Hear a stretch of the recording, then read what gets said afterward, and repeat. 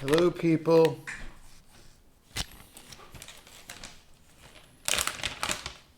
Why am I not playing Diablo 2? Because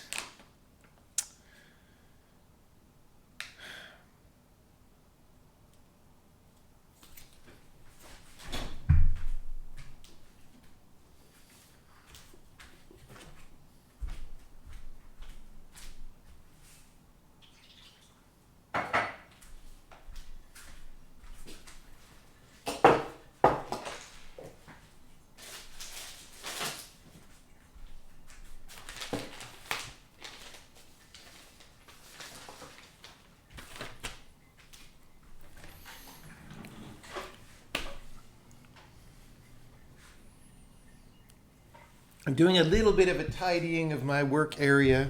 Like, do I really need a box of tea right here to work? I don't think I do.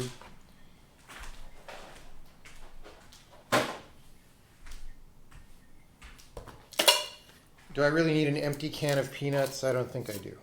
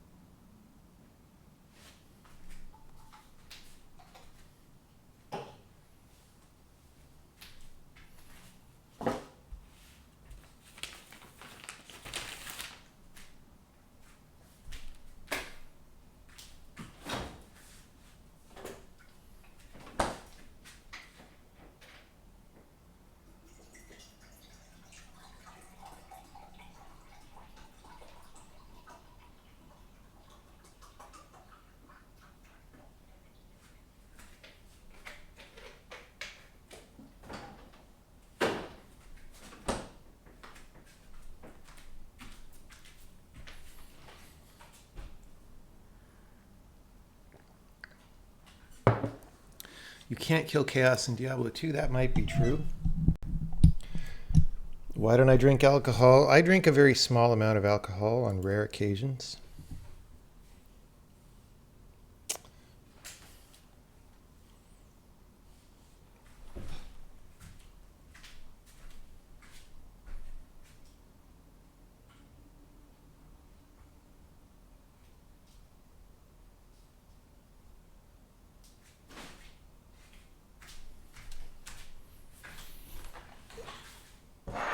Do I like fermented foods? Kimchi's all right. I don't go for the hippie stuff, though.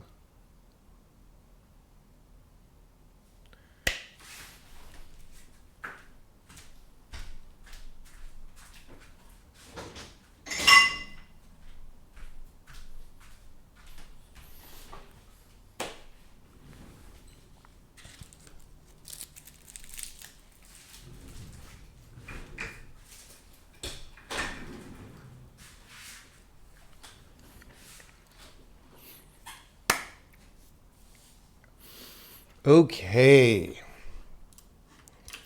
We are going to make a documentary today. And this documentary is called How to Document Your Programming Language.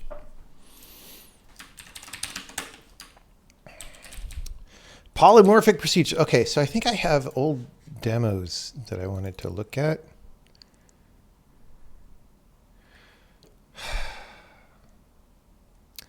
Like at some point somebody deleted all my demos. And I got very angry. And I brought some of them back. But I have not, I don't even know. Like, what is that?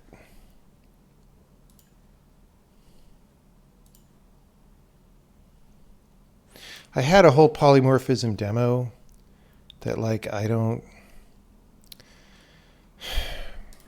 Well, this is water under the bridge from years ago now.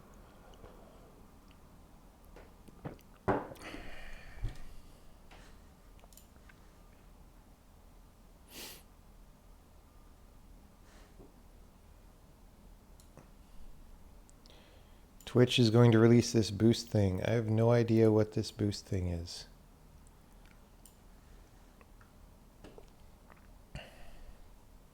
Is this like you pay to get audience?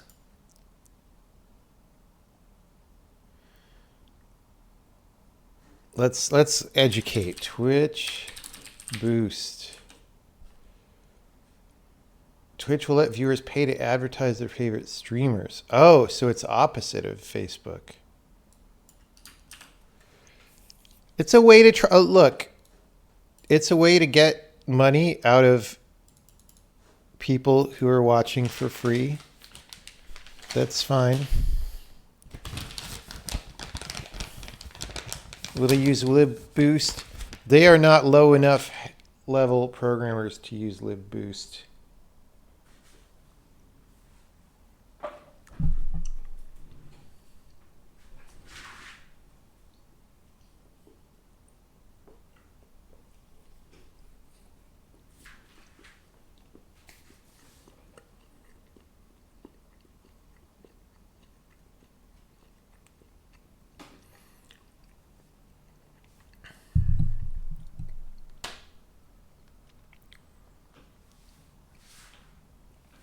Okay. So I guess I have to write this from scratch. Which fucking pisses me off.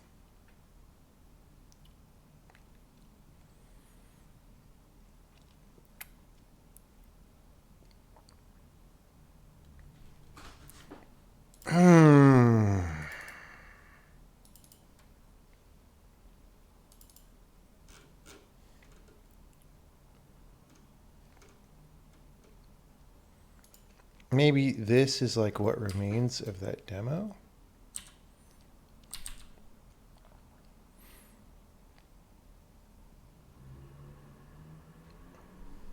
Like, I shouldn't be that mad. There was a basic miscommunication that happened a long time ago or something. You know, I added some people to the compiler team and I was like, hey, I've got all these demos that I did that I put this work into, like making them presentable. Let's turn the demos into tests, right? And by turn them into tests, I just meant put some assertions in there and otherwise keep it good. But like the files were completely, because I still wanted them to be good demos and readable and like nice, right? And that's not what happened. They were just munged into a bunch of crap. So that, like when people destroy your work, it's demoralizing, right? But that said, we're here today to rebuild the work. These are all advanced, what's in here.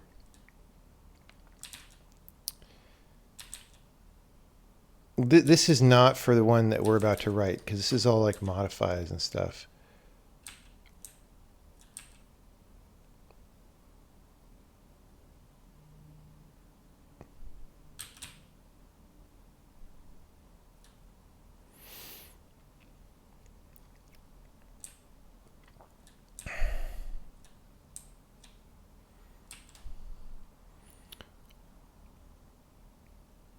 Like this print number function doesn't even print the number anymore. Like that's what happened to my demos. Okay.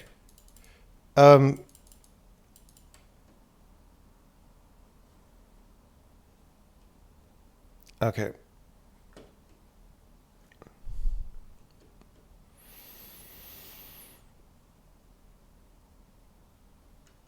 We'll sort of start using this, but we'll probably delete most of it and replace it by something.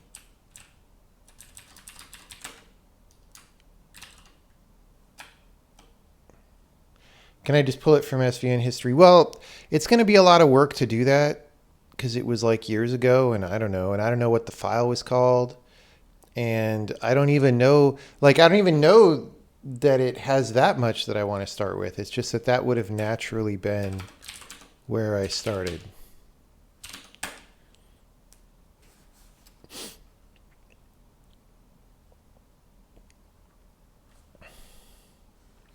Documenting software is like task for juniors. That is false. That is completely false.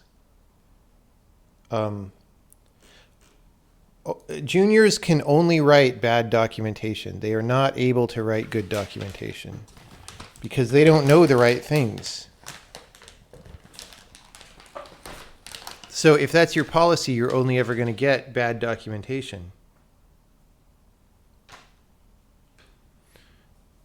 What are my thoughts on pull requests? I don't think about pull requests.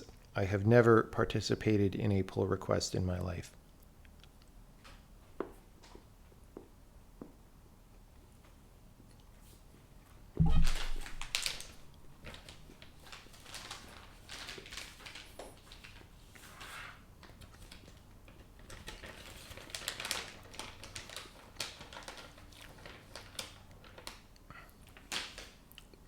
Demo polymorph struct matching. What's in that one? That's probably a different one.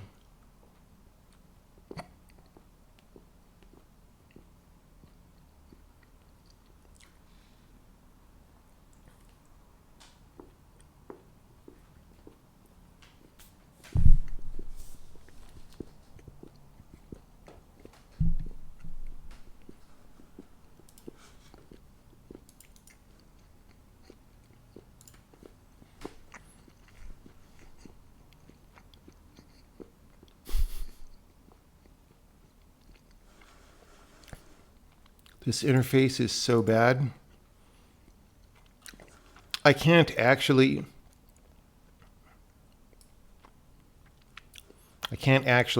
get it with this interface because it only pulls 100 versions at a time. And you have to literally keep clicking on this next 100 to get there. It's version 3868. That's 12,000. So I would have to click this button 120 times and wait for it to refresh every time. So we're going to have to do command line.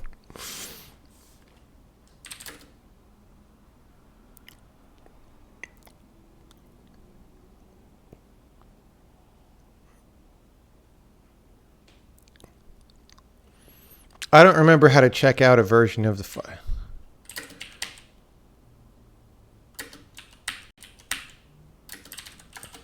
Can I just do this?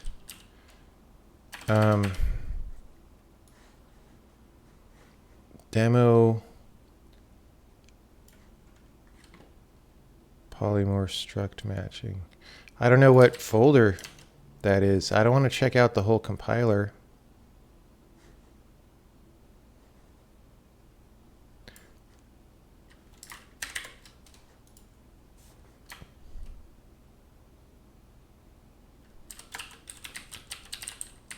Well, let's hope it's small.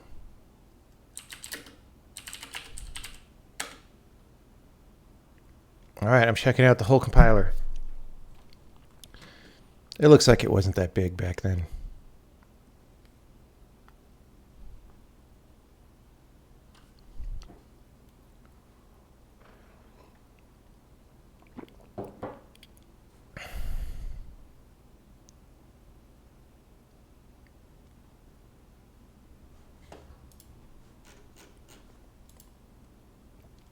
Repo browser.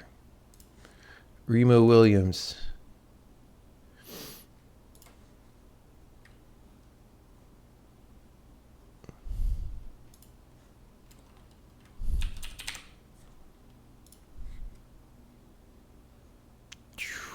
Demos. RIP. All right.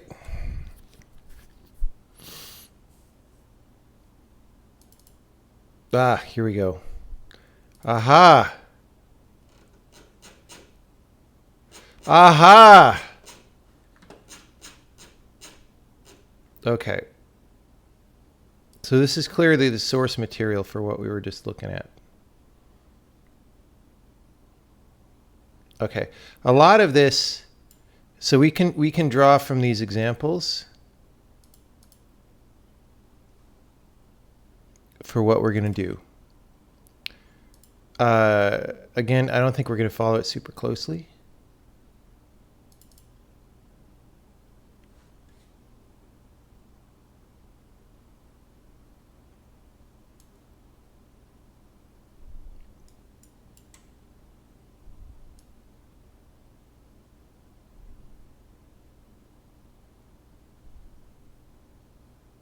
This was like a discussion. This wasn't even code that like ever ran.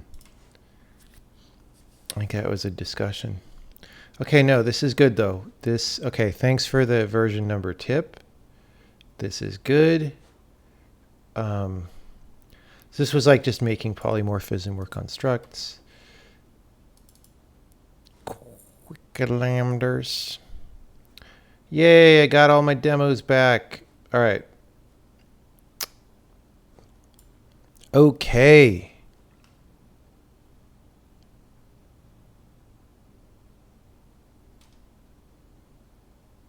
Wonderful.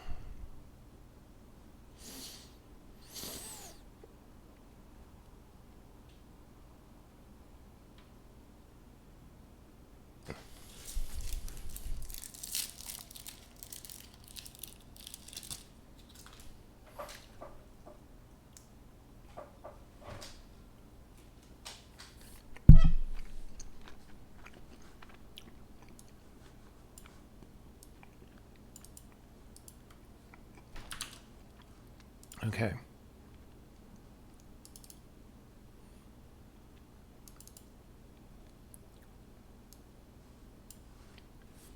Let's take a look at this.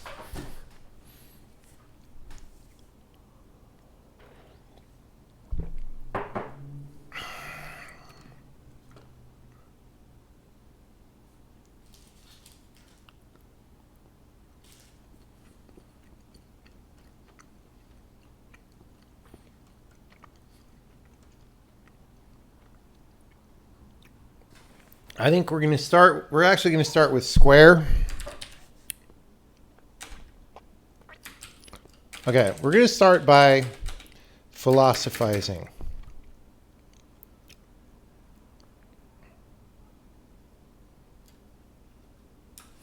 Here we will discuss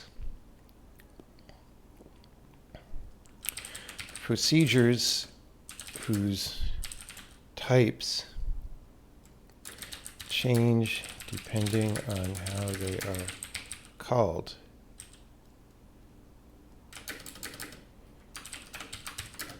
Which is useful when you want to write a small amount of code that can flexibly deal with a variety of data types. This ability is called different things in different programming languages, and you may be familiar with some of the terminology, like polymorphism or generics or templates or what have you.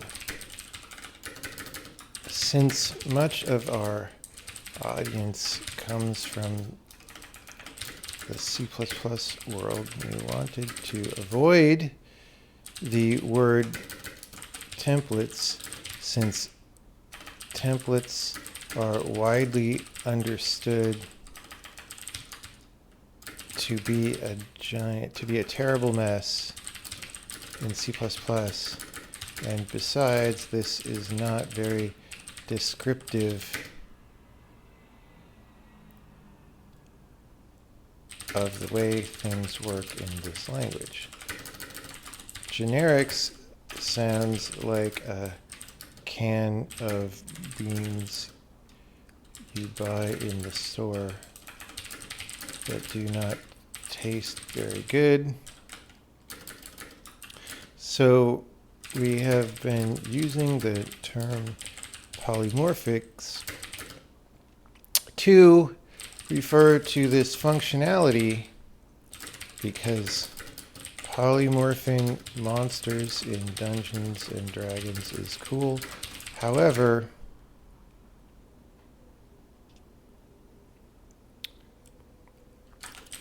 polymorphics has a number of drawbacks. So whereas we are using this term for now, and change it in the future, maybe to generic can of beans. The chief drawbacks are A, it's a lot of syllables and the polymorphic is.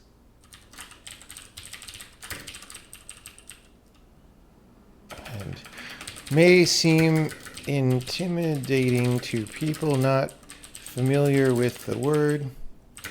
B, polymorphic may be misleading to people who come from the object-oriented style of languages, since in those languages the term colloquially came to mean a very limited kind of type adaptation, not nearly as powerful as what is offered here. But the origins of the word polymorphic go pretty far back in time before the OO people messed it up. And back then it meant pretty much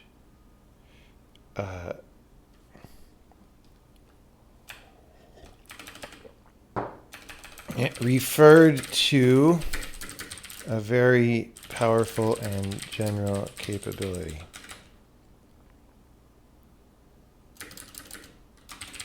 Let's just start with an example.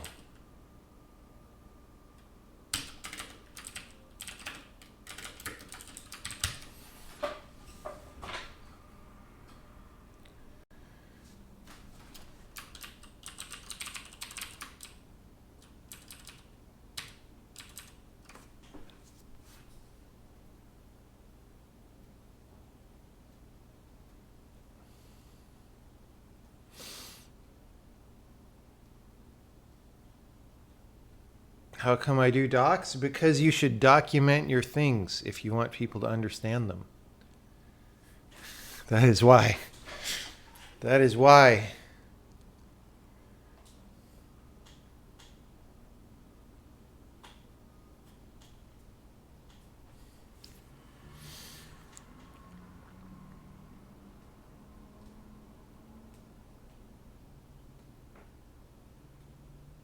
Something might be happening on October 15.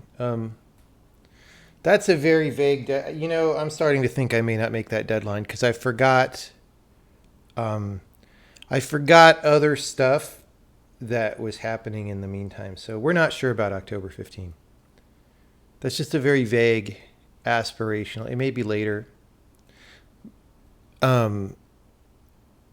Anyway, because it's already October 1. Like what? How did that happen?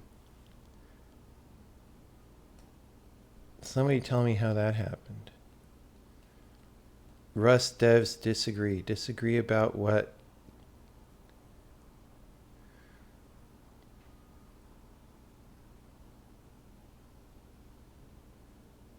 Okay.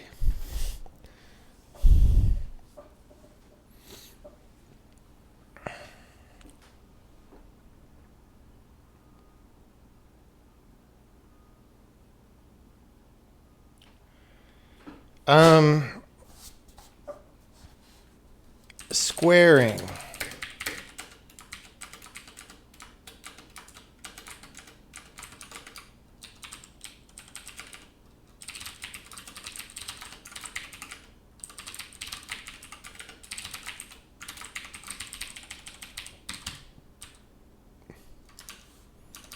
Okay.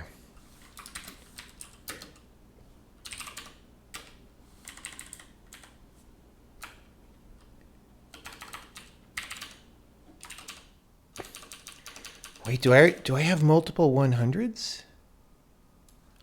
Did I screw up? No. Why is autocomplete?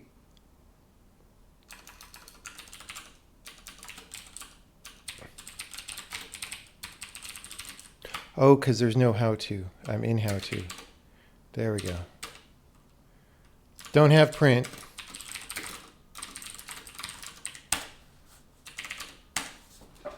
Squaring. Great. We are off to a start.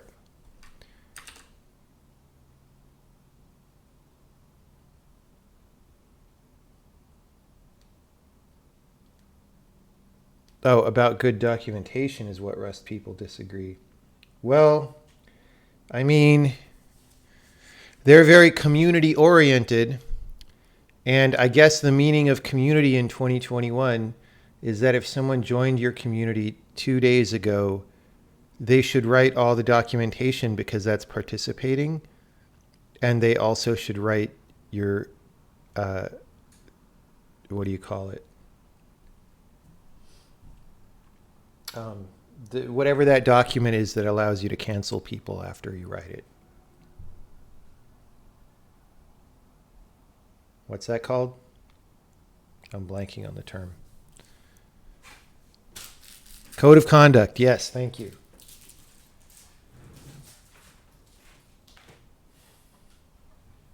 Everyone knows the code of conduct should be written by all the new people who just showed up, not the people who have been doing this stuff for 15 years.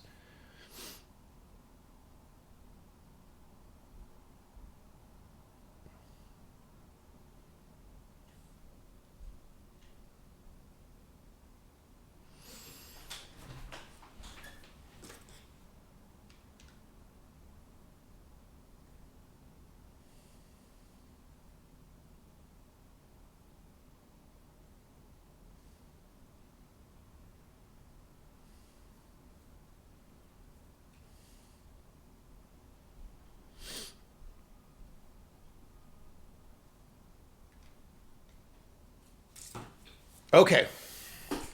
So squaring. Suppose we want to square some numbers.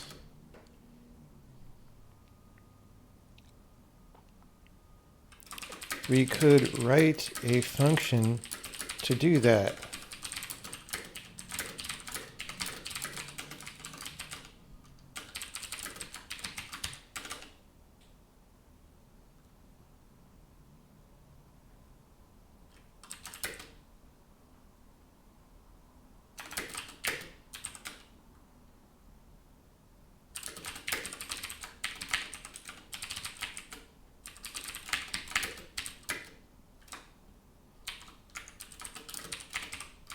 Ta-da! Look, so good. Ta-da! We're done. That's everything anyone needs to know about this programming language. But that version of square runs on int. That's fine insofar as the base. What if we want to use it other types? Some types will work automatically due to implicit casting, as discussed already. For example, if we pass a U8 to square, it'll work, but because square returns int, we'll get back an int, and if we want to put that into a U8, we have to simply cast it back, which might be annoying, or then again, it might be good because this causes us to think about whether it overflowed. Let's go A, B, C, D so we don't run out of letters.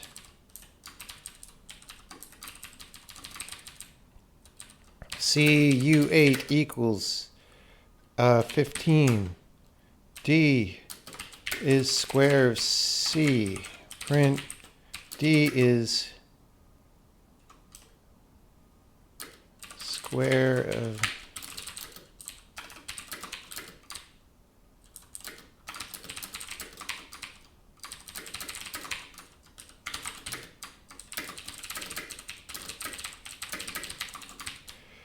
Okay.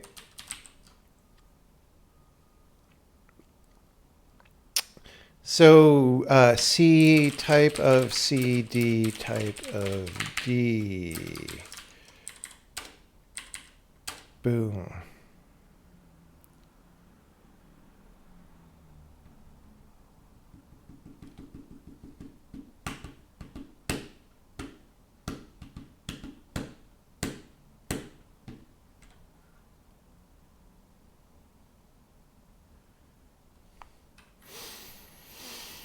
That's a little bit of a weird print phrasing, but I'm not sure what to do about that. E is cast U8 squared C. This is what you have to do to get the same type back that you put in.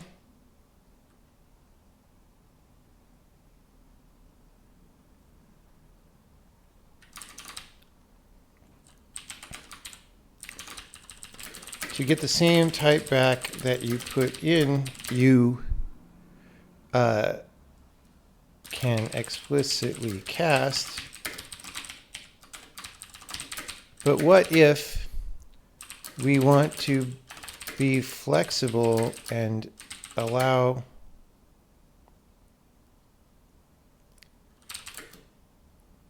the type of C to change without a bunch of annoying casts, annoying fixed type casts that we have to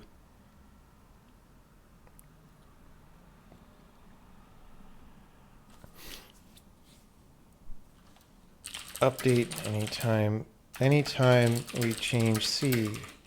We could do something like this: cast type of C. But this is really starting to be verbose and starting to be cluttered.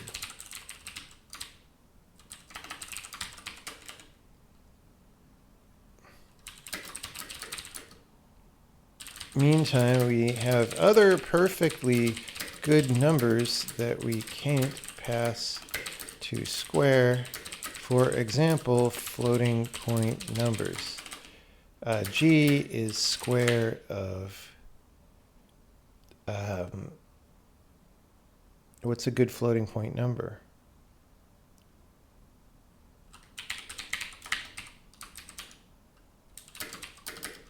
This will not compile.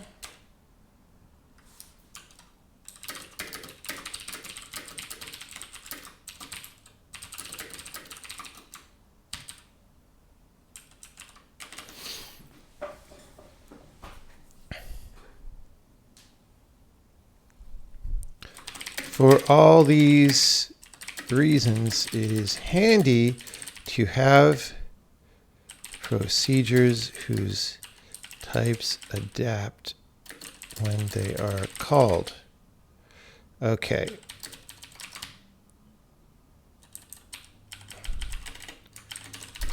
That's what polymorphics are in this language. Instead of defining the parameter to square as a concrete type int, we can instead say it's of some type where the type itself is a variable that we will call t to t. The $ before the t indicates that this is a compile time type variable that changes when square is called, not some global type.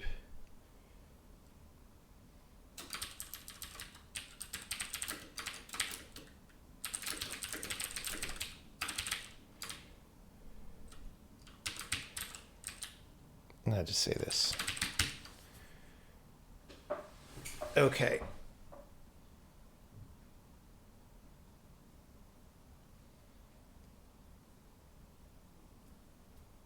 Okay. So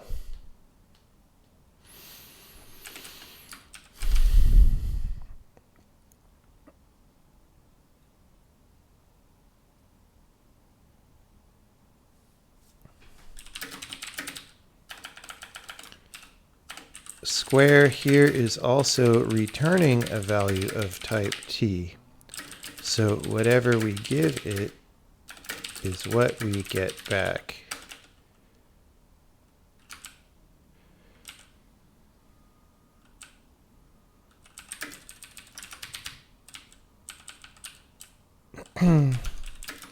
For values of type int or S64, the result is the same as in our first example.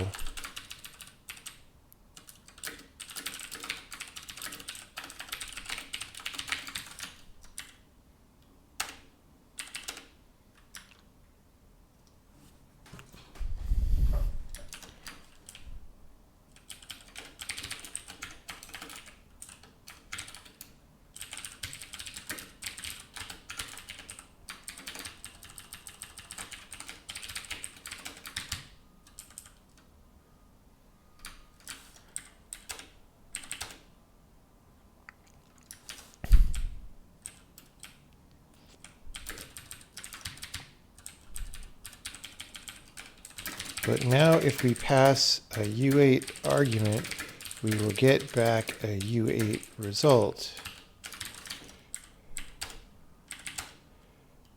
Boom.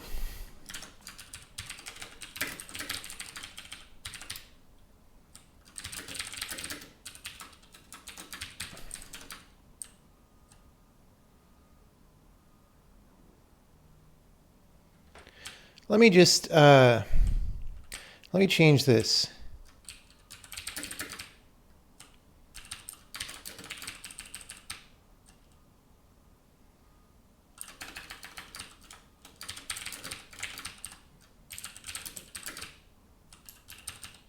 Just going to make it a little bit less wordy.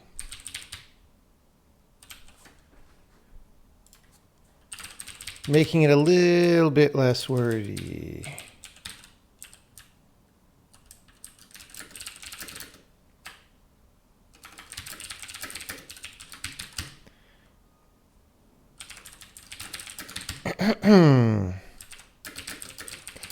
For the cluttered casting we did in the original case. Furthermore, this version of square works fine with floating point numbers.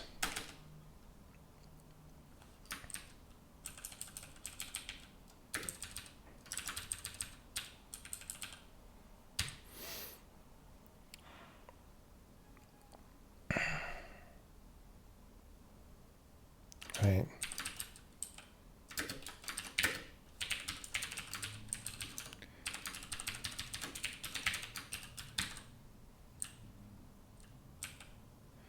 Let's just do this. 69,105 F is square of E. E type of E, F type of F. Whoops, not FD. The fire department is not involved. There we go. Floating point. Let's pick something that rounds better. 125.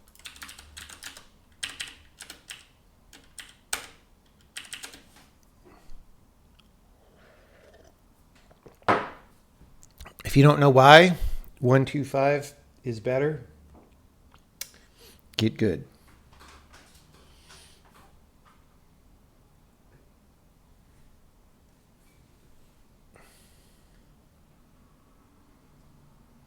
Yeah, the compiler generates multiple versions of the function.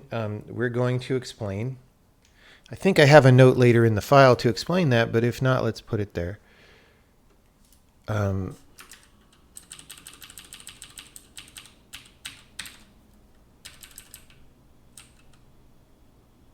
Yeah, we have notes to explain that. It's part of what we're doing in today's Documentapalooza, is explaining all these things. And if we define and polymorphic functions will work correctly as long as the code inside them compiles for the input types. So if we define an operator times for a struct, we can call square on that struct. Vector 3 is a struct of x, y, z float. V is vector 3 dot 1, 2, 3.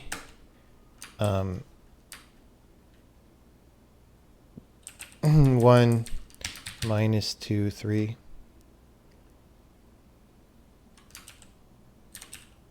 Minus 1, I don't know. Anyway,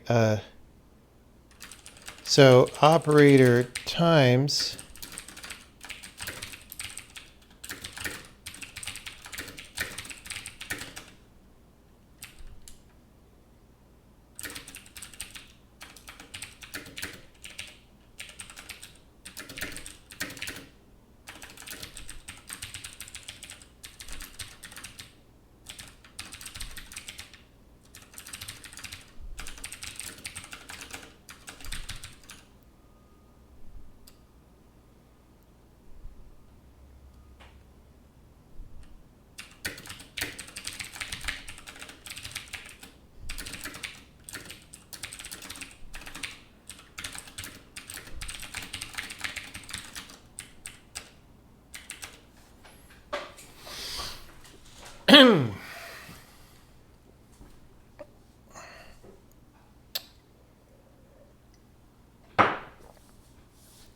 okay.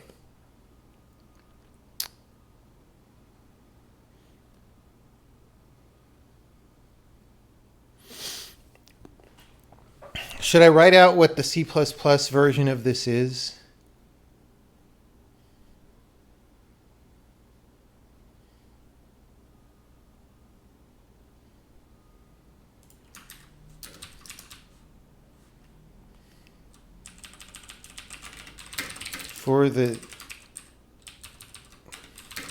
For the C++ people in the crowd, the Droud report, in the crowd, the louder with Crowder, the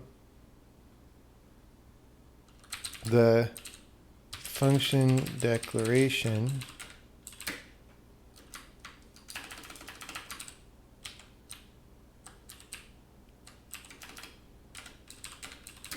is equivalent to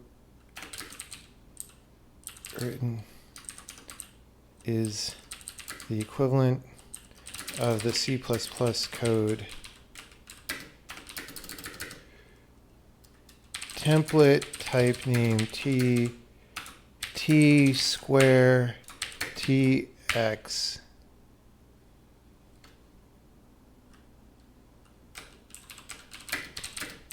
but the way we do it has some advantages besides brevity, as we will cover next. Right? Did I screw that up?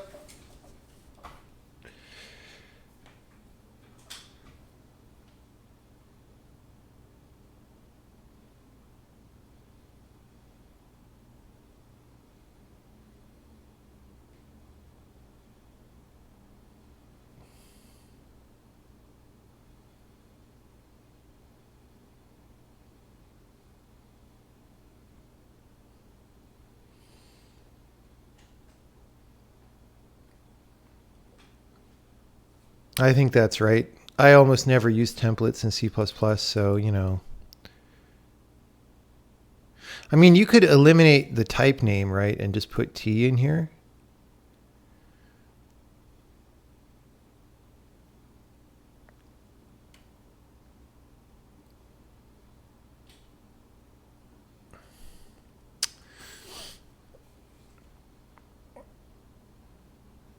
Anyway, so let's start talking about the next thing. I actually want to do...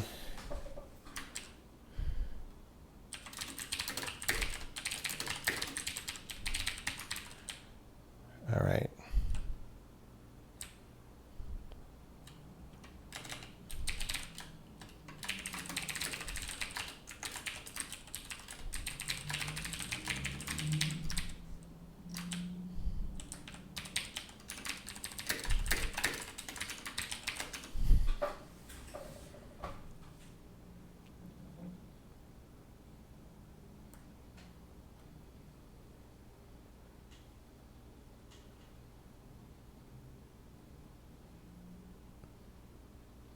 What's the difference between load and import? Import imports a module, and load loads a file into your current module.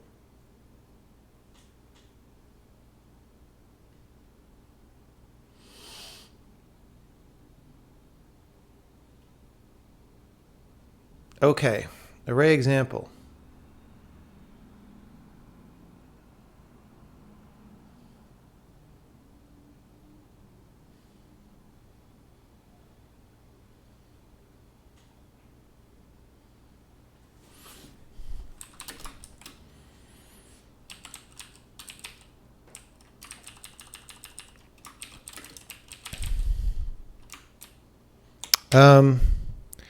Okay.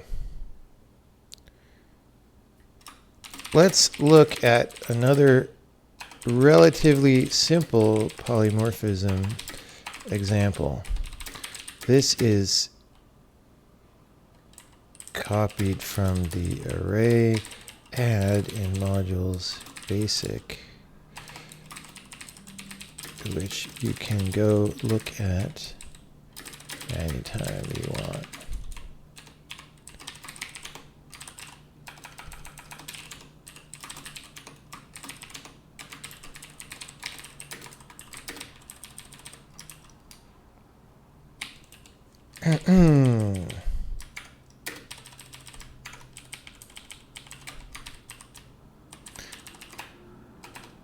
We're just going to delete the ABCs.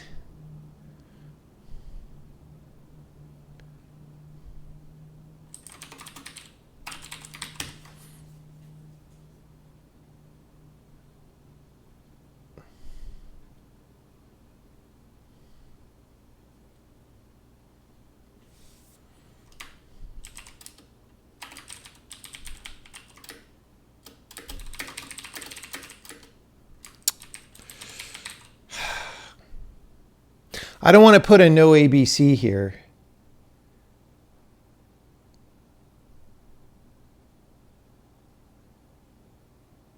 That's fine. Make sure we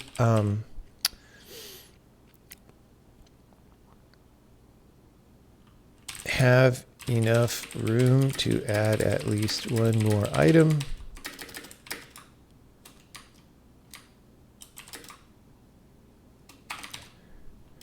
Put the item into memory.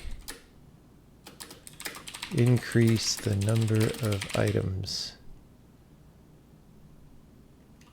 Increase the count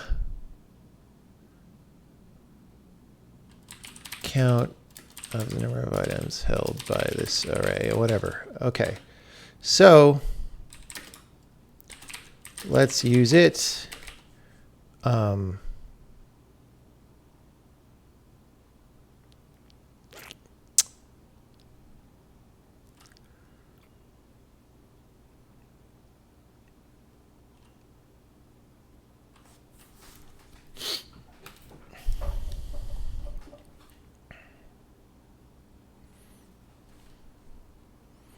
Numbers is an array of int array add numbers 1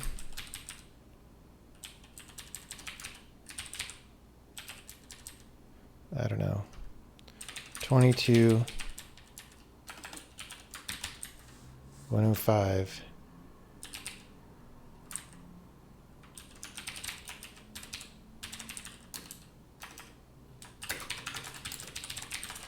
I don't know if we print those arrays. Maybe grow. Oh, it's file scoped. Really? I don't have a way to file scope it. Let's just do that for now. All right. So there we go. Numbers 22, 105. Okay.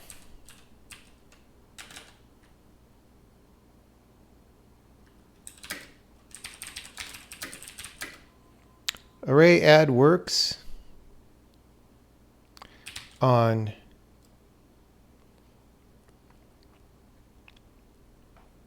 any kind of data, names, string,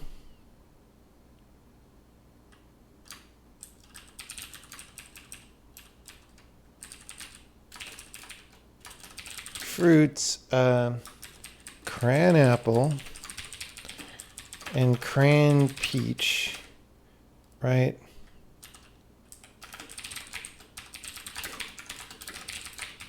All right.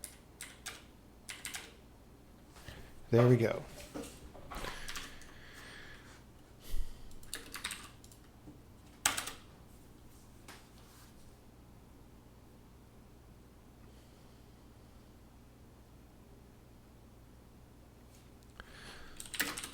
Looking at the signature, though, notice that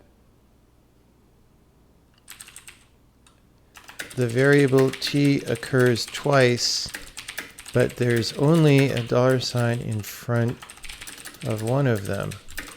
Why?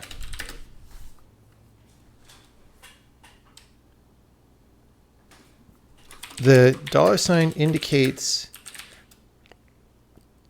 that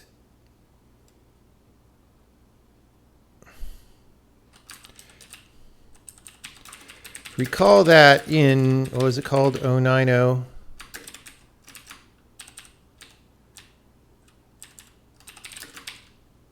that the compiler invokes a routine called match every time we call a procedure.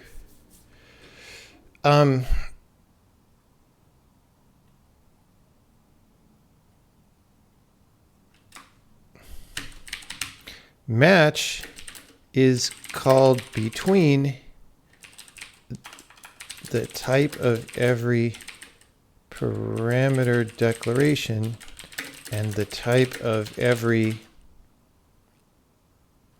argument you supplied at the calling site to ensure that the procedure call is valid. Okay? The $T says when match is invoked here, just accept the match and define T to be whatever type you supplied. The T without the $sign says, here we are using T, not defining T. If you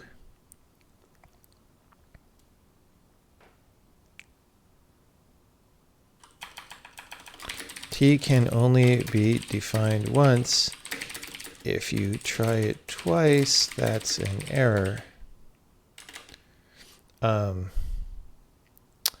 Erroneous. A, T, B's T.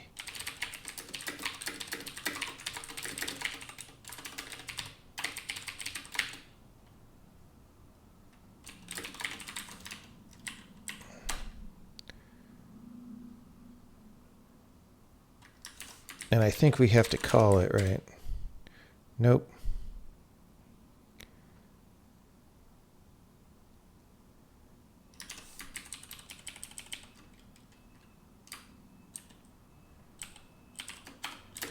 Uncomment the following declaration to C.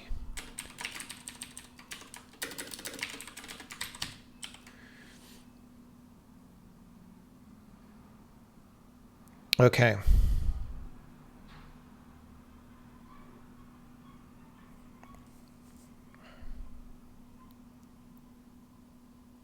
Okay. This may seem picky, but it actually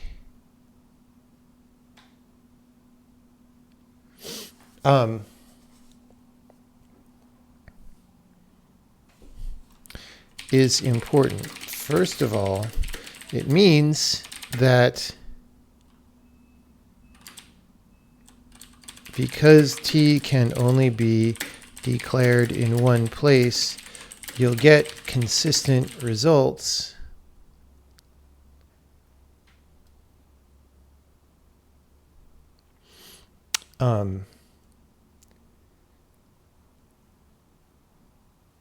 for T. How do I explain this? Because we're getting it in nonlinearity of the compiler. You'll get consistent results for T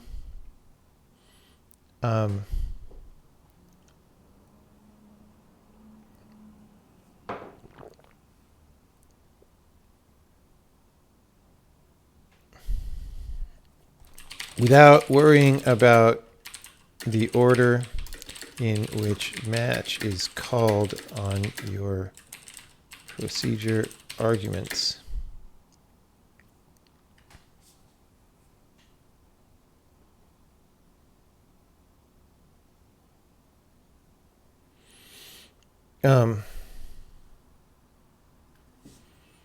Secondly, though, this allows you to make nicer error messages.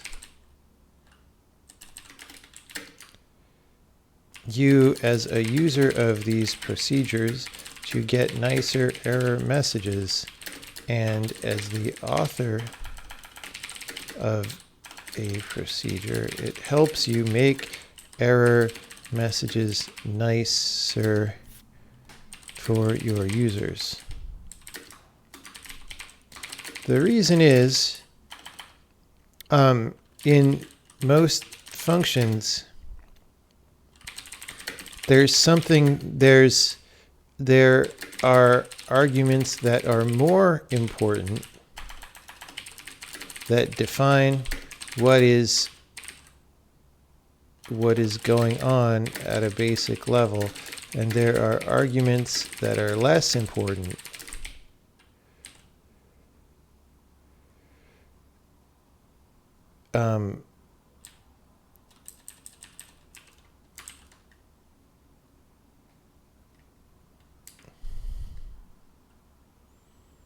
That are secondary.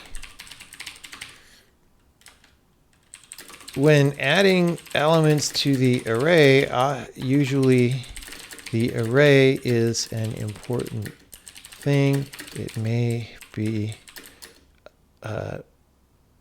stored on a well-known global data structure, for example, and the item we are adding is just the item we are just adding from this one site, and maybe we are adding items to the array from 100 different places in our program. Because the $ is on the array type, it says the array that you pass to array add determines the correct type of T. So if you add an element whose type does not match T, then it is the element type that is wrong, not the array type. When we report an error, we will say that the element type is incorrect. Uncomment the following to see this. array add numbers cranana.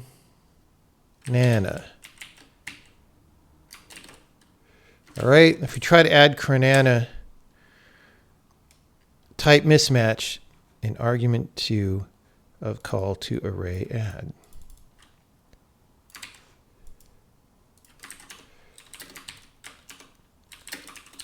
When you try this, you'll see this. We're going to delete the file name. There's some of it. Let's go to other comment.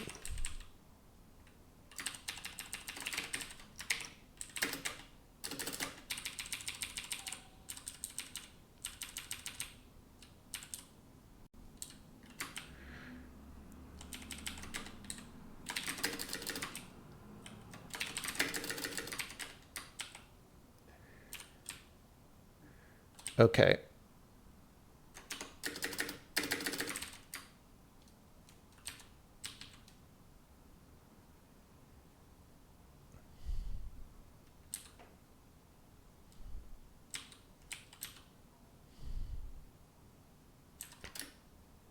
Wait.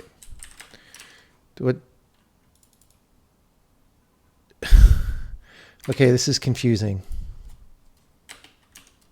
Let's do this.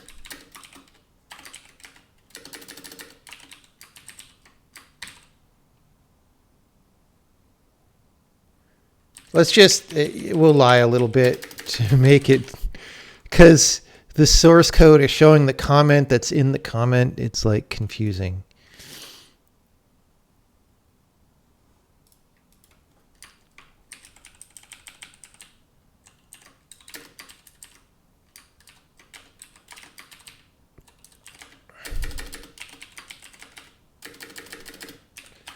With cranana highlighted if your display terminal supports error highlighting.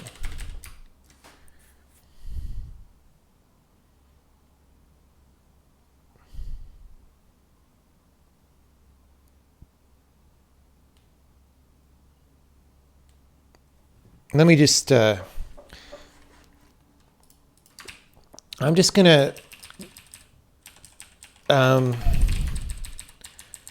shorten the file name again to make this more readable in the document. I don't want people like freaking out about the error, the name. It's a long file name. Type mismatch, type wanted int, type given string, and checking argument 2 of call to array add. We actually probably should make this error message tell you the location of array add, but I'm not going to worry about it. It would do that if it's an overload, but when it's not an overload, it doesn't tell you, and it probably should. But anyway, the point right now is that this is a much more informative, concrete, and helpful kind of error message than the kind given by many systems languages that support generics, which tend to say something like no combination of types could resolve. I don't know, what the fuck does C++ say in a case like this?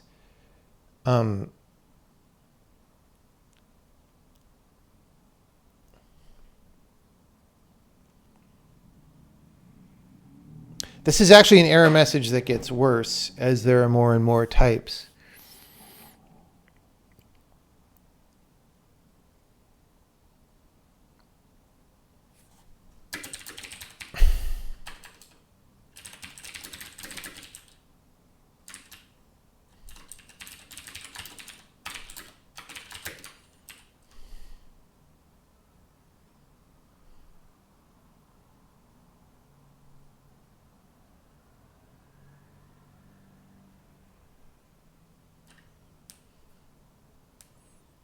No, no arguments match the current. Yeah, I'm just trying to think of like what would Visual Studio say here?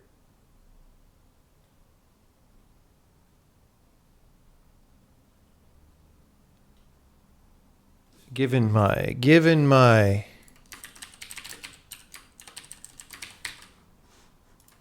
let's see. I mean, maybe for all I know, they've improved the error messages, but let's see. Import standard.io.h, template, type name T, array add, void array add. Why is it compiling as I type? That's so dumb. Why did it put a parenthesis? I hate this, guys. See, I have to define my array type. Like this becomes a huge mess very quickly. Struct array T whatever. Array add array T array T element, right? Main, void main, int main, whatever, int main,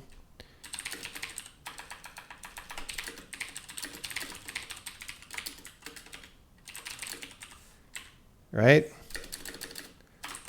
Array of int array, array add, and array hello.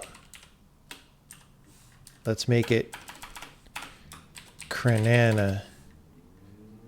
Okay, compilation failed. See the output window. Array is not a class template. What?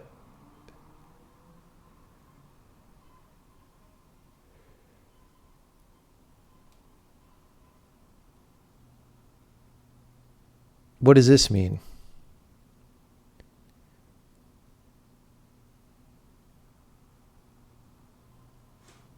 Remove the T. Okay. All right.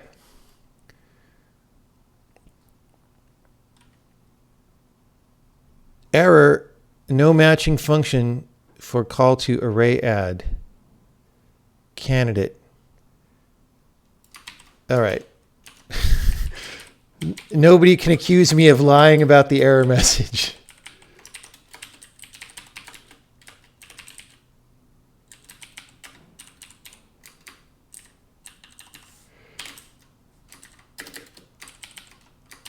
Actually, they still will. On Twitter, they will accuse me of lying about the error message. Right?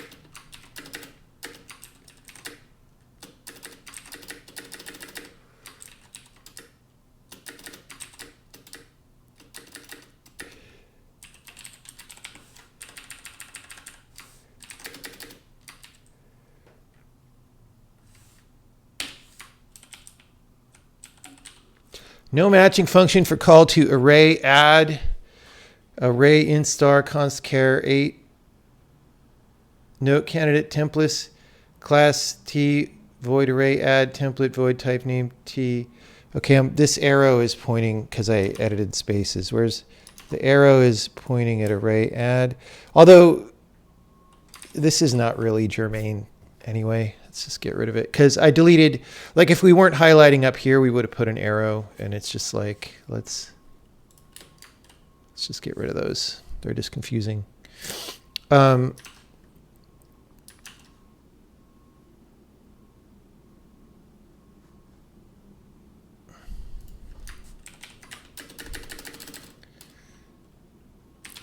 these types of error messages can become increasingly verbose and confusing as you deal with more different types.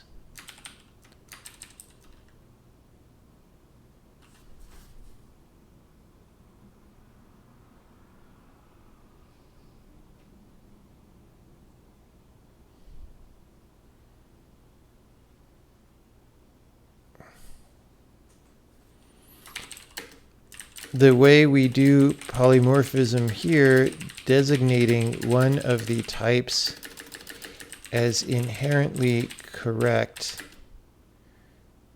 helps everyone understand what is going on much more quickly.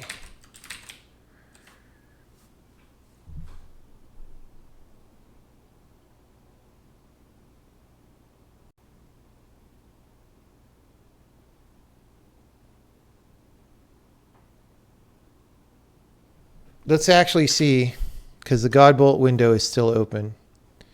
So this is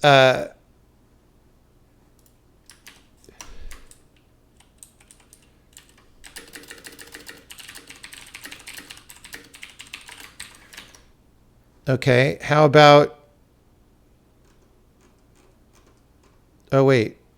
How about Clang? Where's Clang? How about let's try Microsoft. Latest. Fatal error, cannot open library file. All right, great. Oh, wait, I said import. Why did I say import? That's wrong. Okay. Array add, no matching overloaded function found.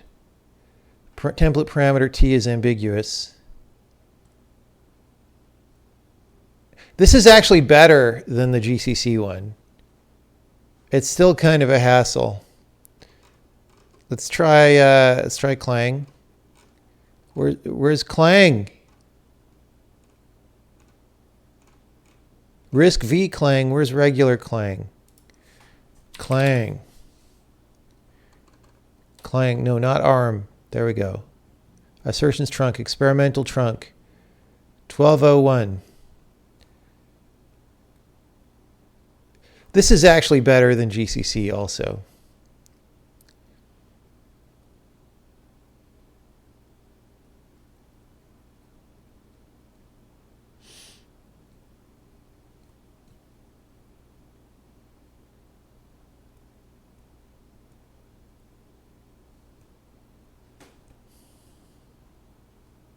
Yeah, do I use the Strawman GCC or the Steelman Clang?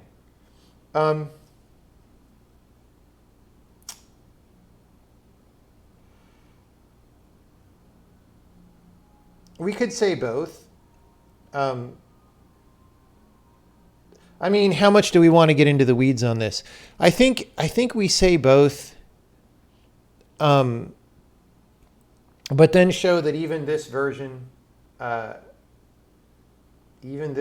gets confusing when you have more things later on. Like, I don't want to be in the straw man business, right?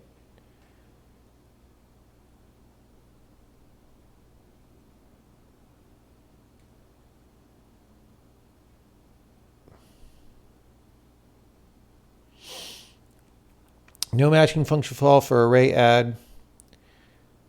Candidate template ignored. Deduced conflicting types for parameter T. Yeah. Let's just do this.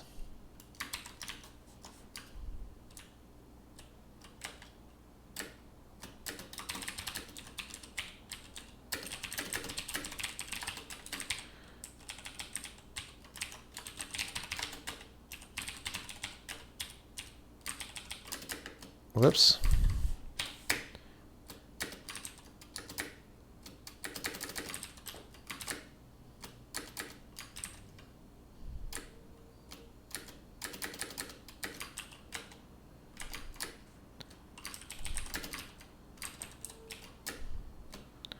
But this is still confusing because I have to stop and think about what is going wrong.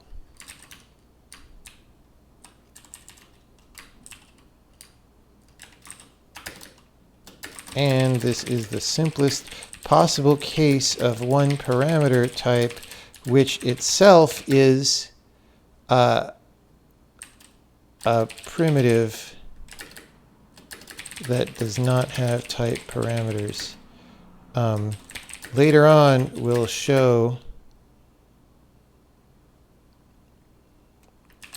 what things can look like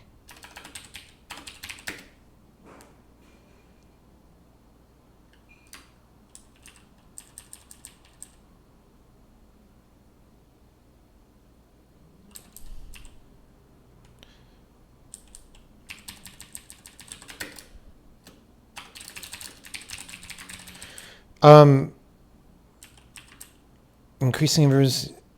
Later on, we'll show what things can look like when the types get more complicated. Okay.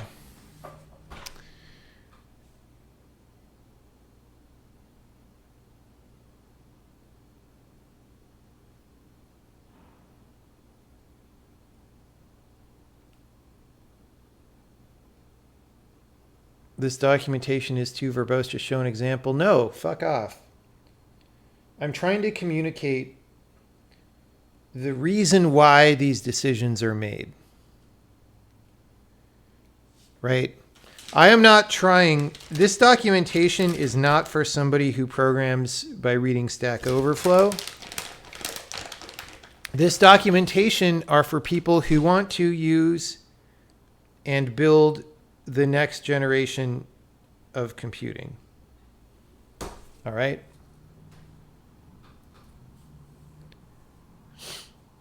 So we're trying to communicate and pass on the understanding of why. We're not just trying to say these are the rules, stick to the rules. We're trying to say here's why the rules are the way they are. Here's why they make sense supposedly.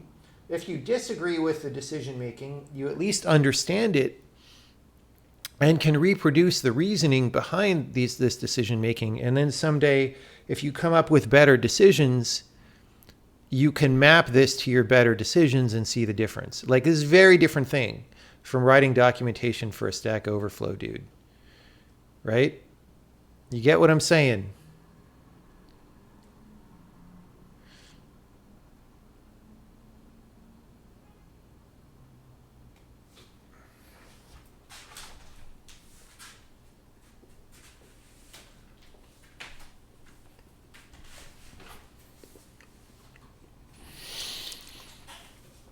One of the biggest problems with computers today is that most people who are programming did not receive the knowledge of the past, and much of the knowledge of the past is lost. I think that's not necessarily the fault of the people programming today, although, to be fair, they're too busy making money to care. But it's also the fault of the people of the past who did not take seriously enough the problem of passing on the tacit knowledge that they held. And perhaps not even seeing that it would be important. Because if it feels like computers are just improving all the time and doing better all the time, you're maybe not going to worry about communicating what you know, because you might think, oh, well, what they have later is going to be better anyway. But that's not really how it actually turned out. So we're trying to fix that. Error messages aren't rules, they're a tool help. We're not explaining the error messages. We are explaining why polymorphic functions in this language have this format where there's $1 per variable. That is what we're explaining. Okay.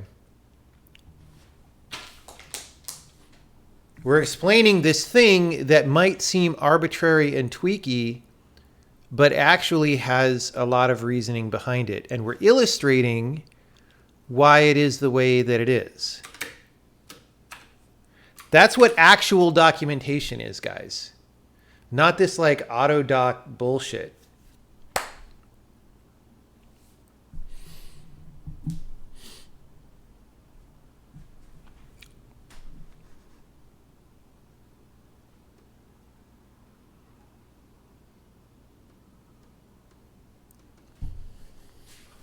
Okay. So from here,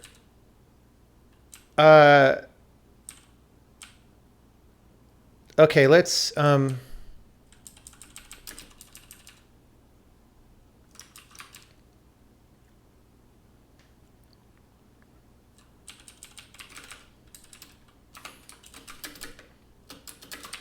to show what the error looks like with the $sign on each argument, let's make two versions of array add, one with the dollar in each place.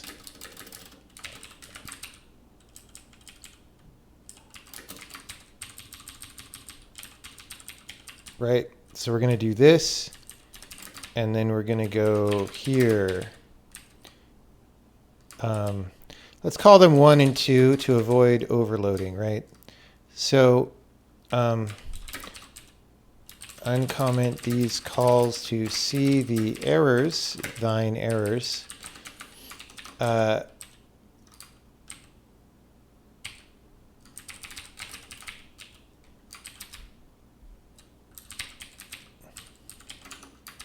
Array add 1 and array add 2.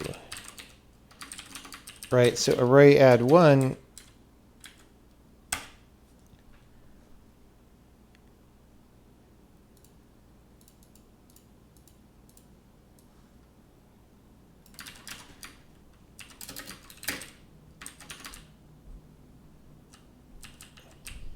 we're just going to abbreviate this.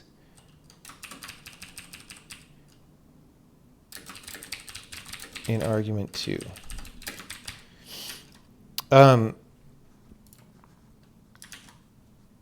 And here we say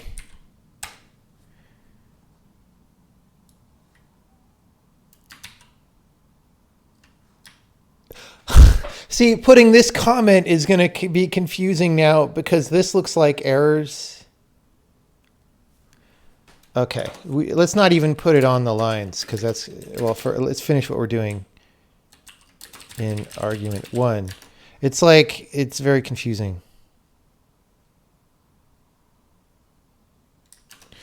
All right.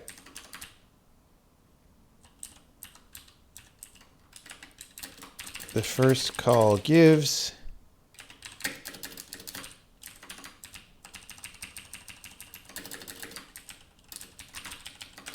The second gives.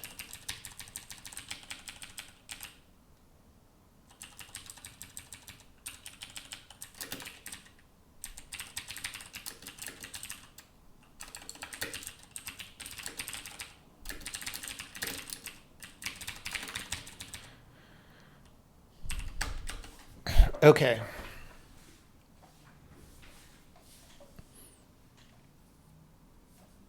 Let's just cut it down. Just cutting it down. Wanted pointer to blah blah blah blah blah.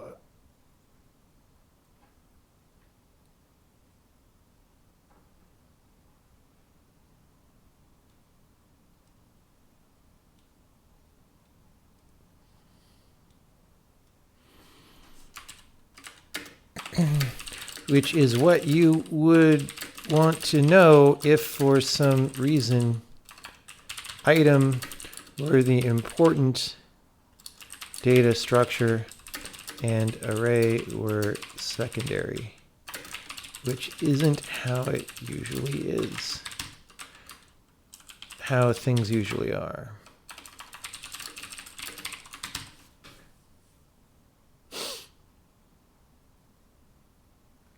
Maybe your error messages should delete end of line comments.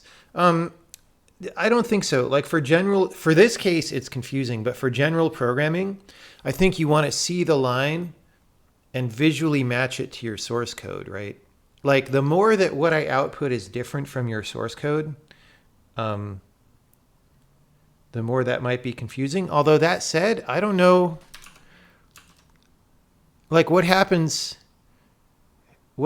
here if I say this is a comment and I say commenterino.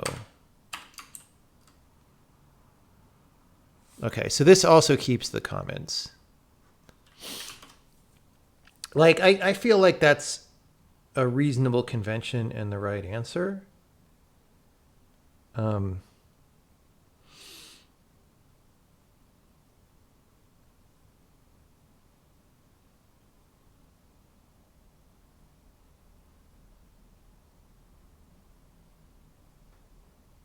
Control S reflex. I just wasn't sure that it saved, and I wanted it to recompile for sure.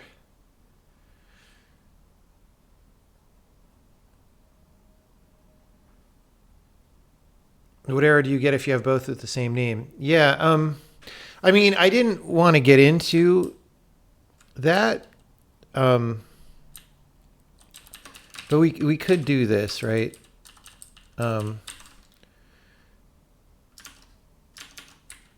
It's just that's more about overloading reporting. So here we say possible overloads. You basically get both of them in one report, right? So here's an array add one that didn't work, and here's one that didn't work, and the types are different. It's, 6 of one, half a dozen of the other.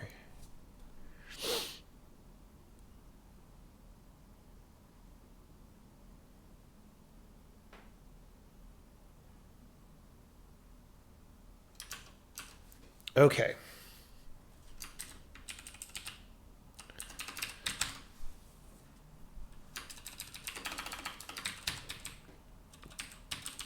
All right. So that's the basics. And now we have the question, where do we go from here?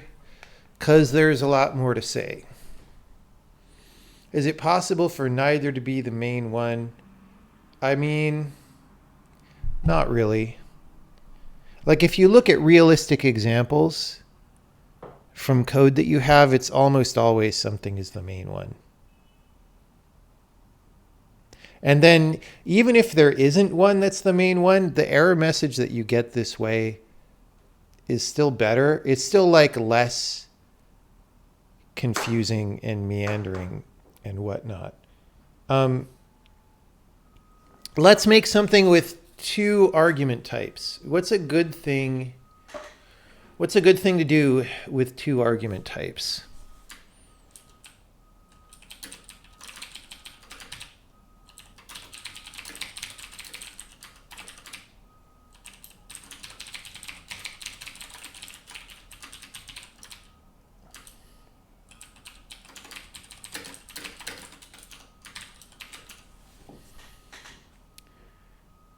Rotate a vec2 around a point.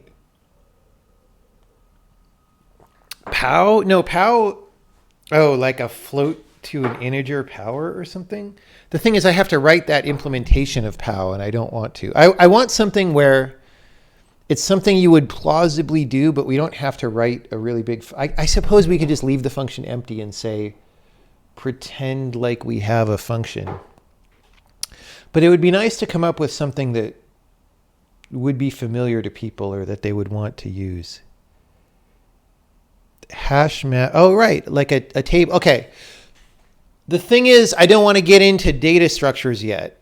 That's what makes this, like, I want to do a function without having to define a polymorphic data structure yet.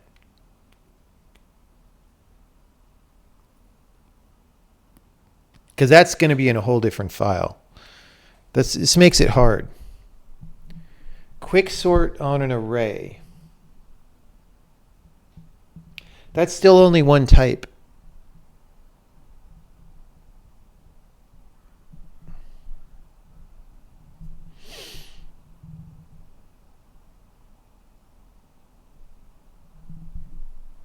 Min? No. Print, I mean, yeah, we can always just print some stuff. Hash table insert, but that requires a strongly typed hash table with different things, and we're not going to declare that yet because that's in a later file. It's like we're in a little bit of a restricted, we haven't explained very much yet, so we're in a restricted place.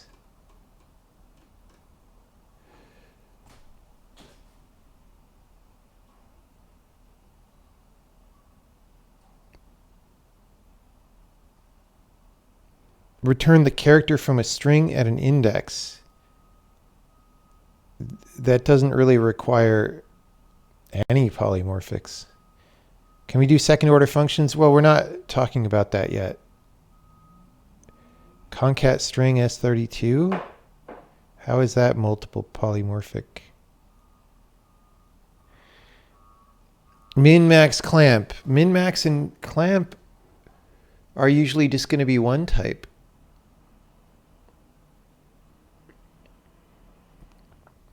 Like, it is really hard to find, like, any good example seems to kind of want a data structure in there, right? Lerp.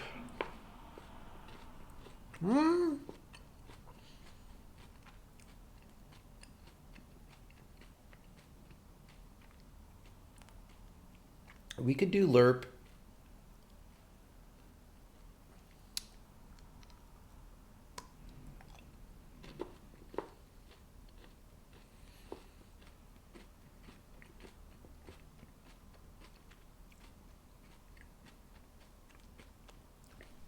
The thing is, lerp is a little bit unrealistic because you don't really want a double valued parameter in the same lerp function, probably.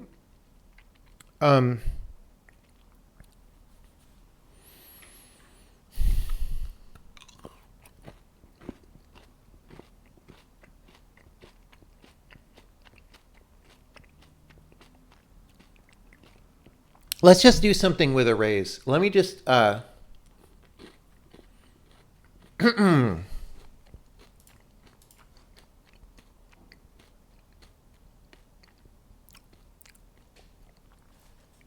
we can define multiple polymorph types in one procedure.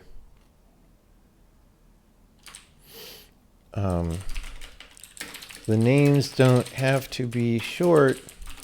We've just been using short names so far because that's programmer convention.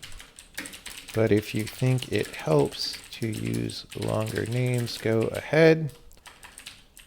Okay, so we can define multiple, let's just say do things. Array A is an array of $A. Element A is an A. Array B. And what are we going to do? We're going to say for array A, if it is equal to element A, print A index whatever matches. All right, and then for array B, if it is not equal to element B, print B index whatever does not match. This is a really stupid function.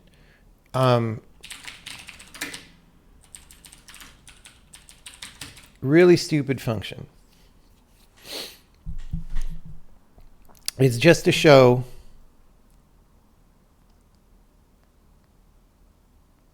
add values from one array to second, but then you have to cast them between the types, right? The point is these are totally independent types. So I could say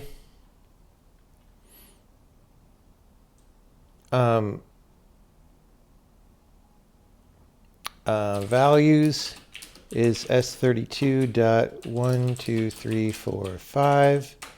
Names is, or fruits is string dot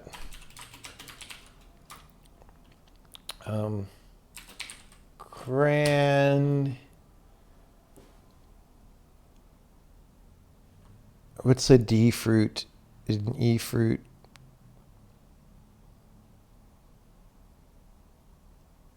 I need to think of fruits for all the letters.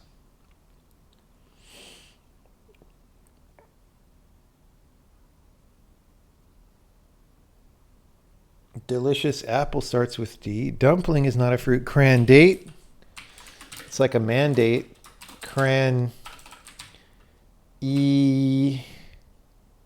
Crandurian. Durian is pretty good. Ebola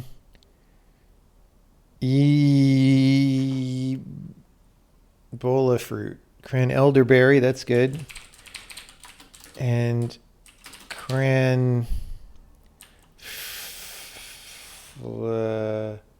flavor fruit. Fig. All right, cran fig file. All right, so we're going to go do things, values for fruits, cran fig. All right.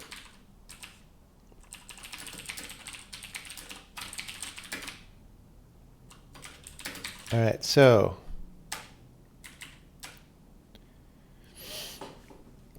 there we go. What an amazing function that we wrote.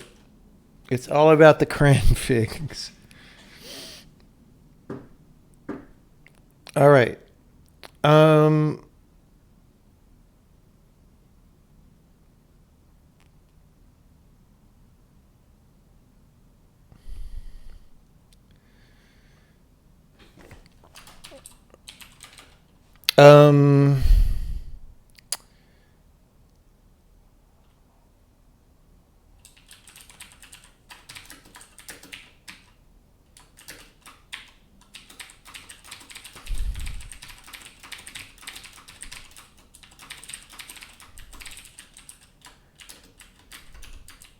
No.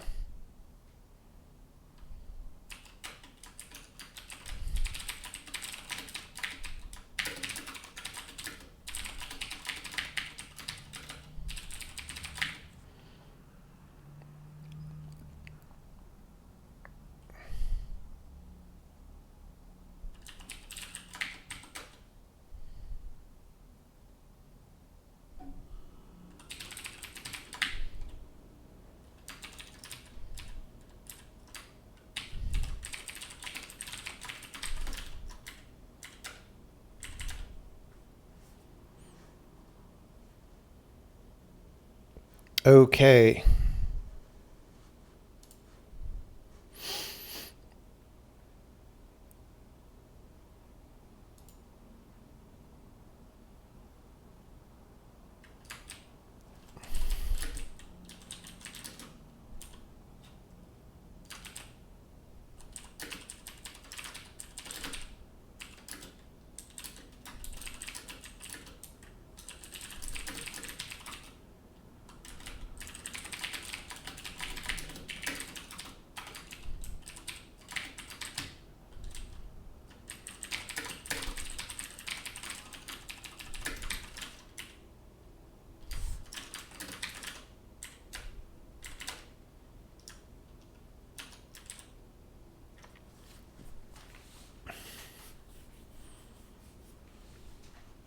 Let's just say to take this seriously.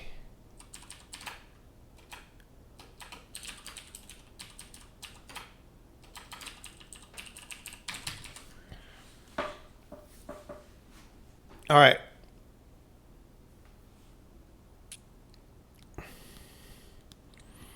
Don't element A and element B also have to be of type A and B? Yes, they do. That's why they're declared as A and B.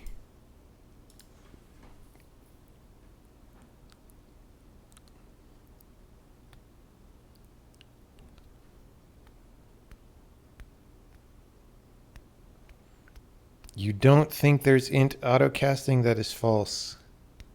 Fake news. Fake news. He's talking about the dollar sign. We literally explained for an hour why there's only a dollar sign in one place.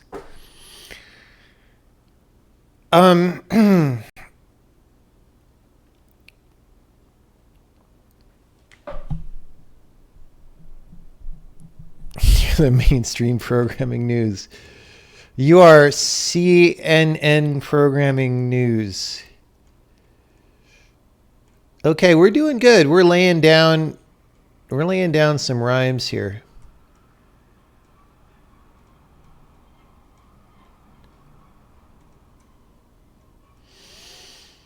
Okay.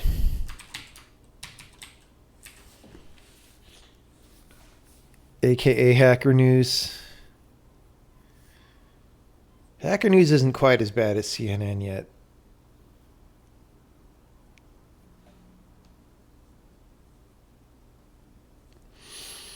Okay.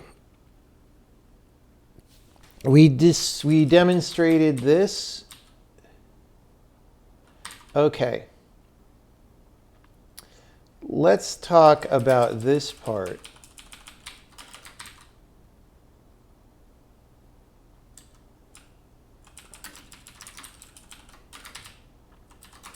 How it works.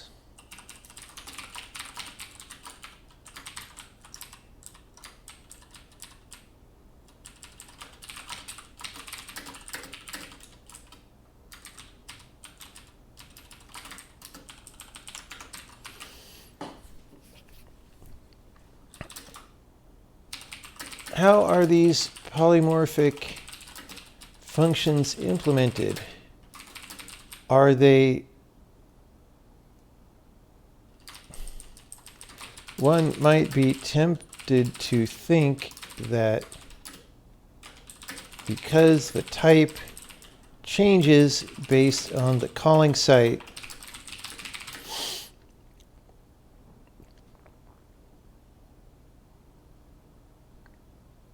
the resulting function is slow because it does dynamic type checking. But in this language, that is not the case. The function produced by a polymorphic call is just as low level as it's just as low level as one that is produced as low level as a non-polymorphic one.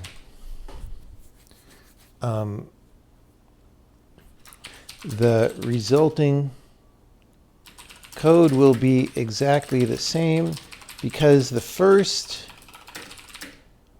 step, because after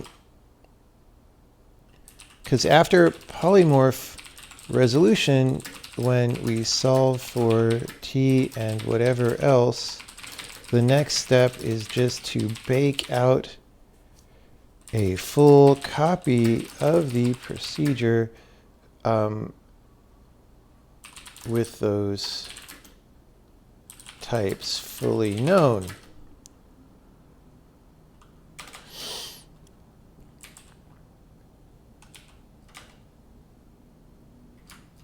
This is guaranteed in all cases. It does not depend on an optimizer noticing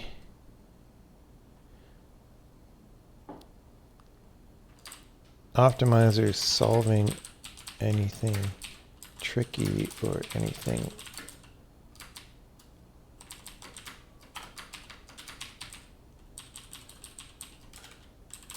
We can show this by using the dump compiler directive to dump out the bytecode for these various procedures at compile time and seeing they are the same.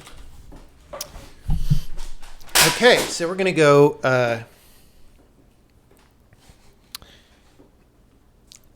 square float or square int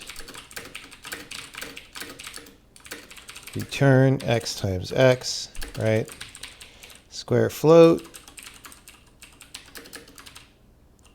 We're going to put dump. Going to put dump.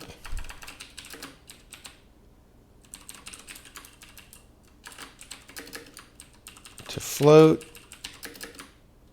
Okay, and we're going to go square poly, which is a t-bagger right here. That's a t-bagger. Okay. square int 5 square float 5.0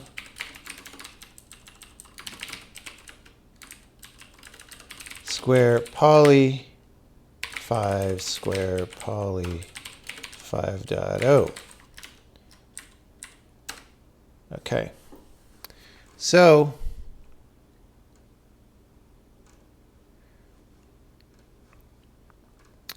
binop return value return. Binop return value return. Binop return value return. Binop return value return. Yeah. In this case, we don't actually dump out the type information for the variable, so it even looks the same. But yeah.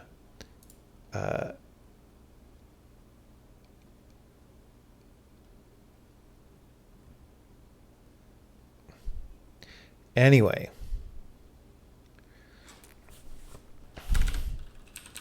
At compile time, you should see 4 dumps. 1 for square int, 1 for square float, and 2 for square poly, as it is compiled for 2 different choices of t. Okay.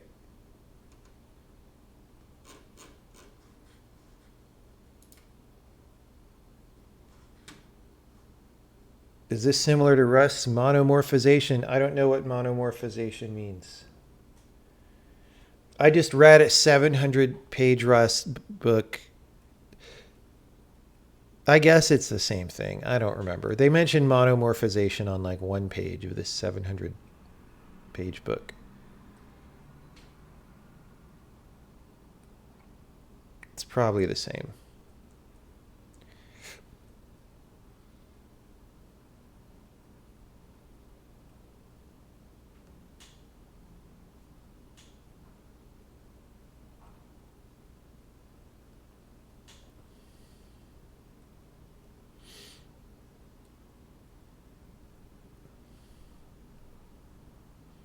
Could there be a dump more thing for even more information? There could be. There isn't right now. There could be.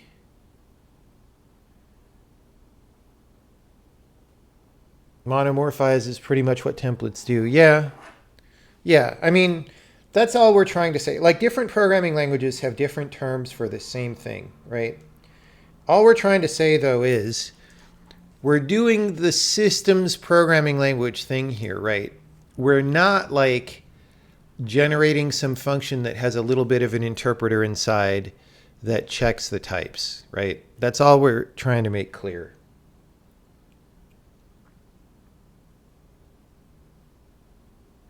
Like C# probably doesn't do this. I don't actually know. What does C# do when you have a generic function? Did I read the Rust programming language or programming Rust? It was an O'Reilly book. The last half of the book was just how to use a bunch of like standard libraries that I didn't care about. I blew through that in like half an hour, but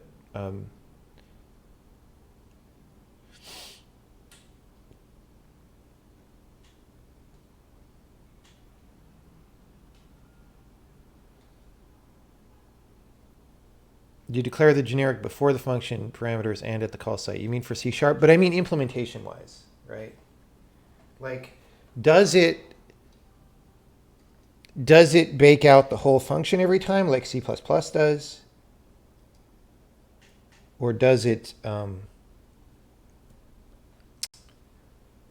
does it do some functional language crap in there? Generics are at runtime, so it is not static. Okay. Oh, it's different if it's okay. I'm getting different answers from different people. For what reason are they so damn long? I think it's just that if someone goes into the bookstore, the 700-page book looks bigger, so they'll buy that one. I think that's literally the reason they're all 700 pages.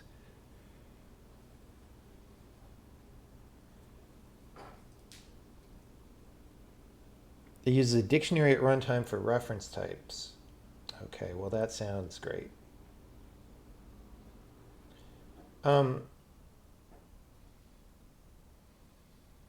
Anyway, I kind of want to take a 5-minute brain break here before we move on. When we move on, what are we going to do? We're going to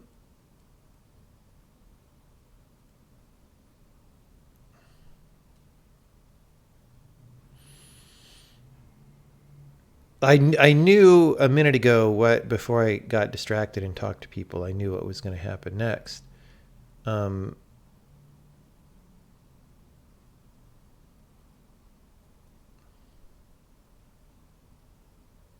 yeah. Okay, so we're gonna talk about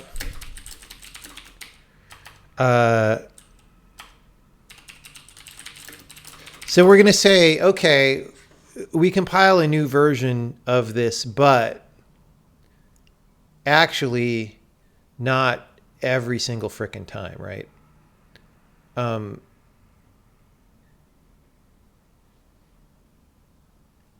Because that would be slow. That's what we're gonna say next.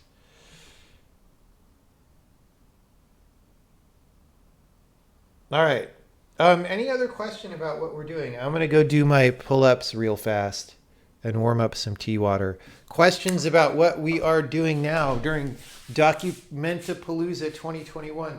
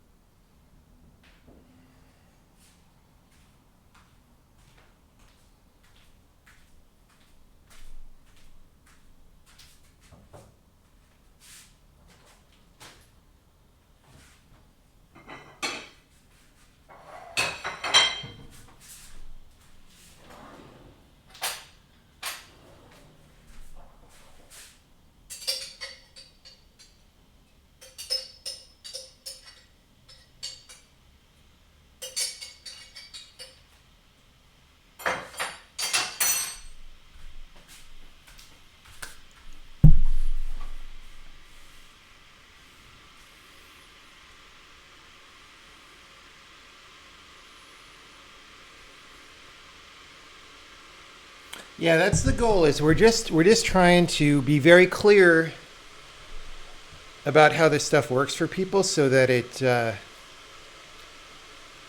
is not scary and is not mysterious. That was a quick one pull-up. It was 8 pull-ups. It really doesn't take too long to do 8 pull-ups.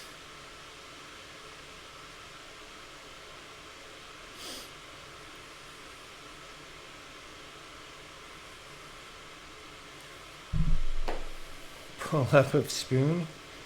Pull-up of spoonful of pudding.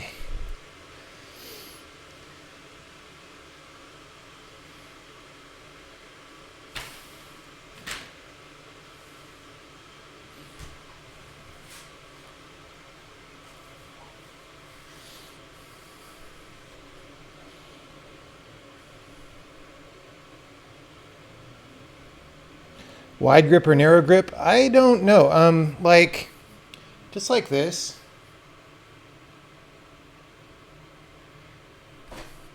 Like I'm using a door frame pull-up bar, so like there's kind of not a lot of room.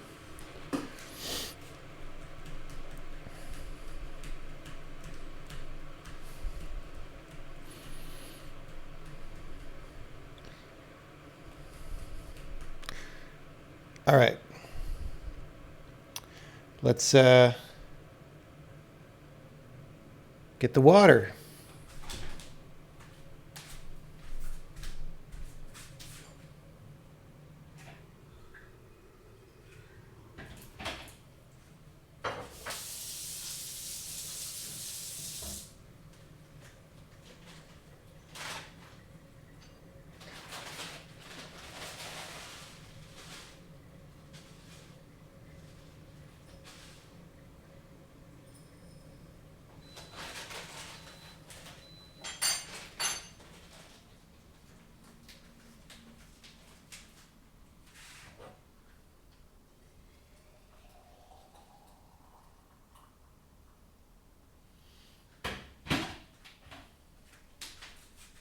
Okay.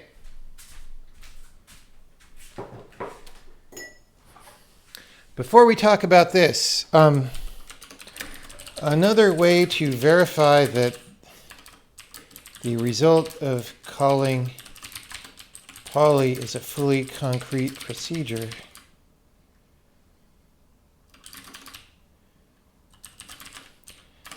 is to use the advanced directive procedure of call that will be documented elsewhere. This directive lets you say, hey compiler, I do not actually want to call this procedure, but let's suppose I wrote this particular thing. But if I did, what procedure would you be calling? This is a way to extract particular procedures from overloads and inspect the results of polymorphic calls. Proc is procedure of call square poly 5.0.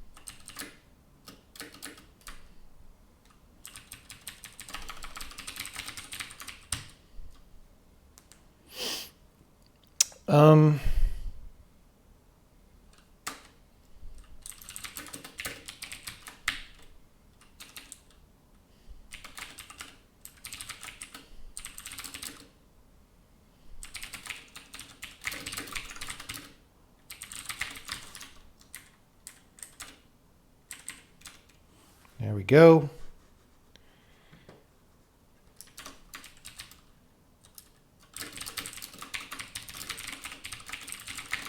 So it's a procedure from float 32 to float 32.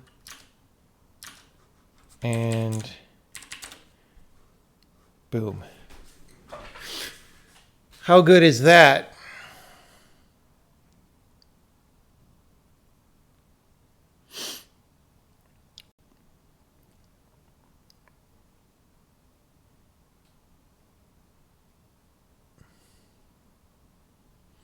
Waiting for the T to steep. Waiting for, is proc equal to square float? No. No, it is not. I mean, okay, I'll put it this way. If your compiler decided to notice that they were the same, that would be legal. This current compiler does not do that, but I don't want to say that it is or isn't the same, because that's a place where there's implementation freedom. If it's a float, a better test would be 11.1. I don't know. Would it? How about 1.1?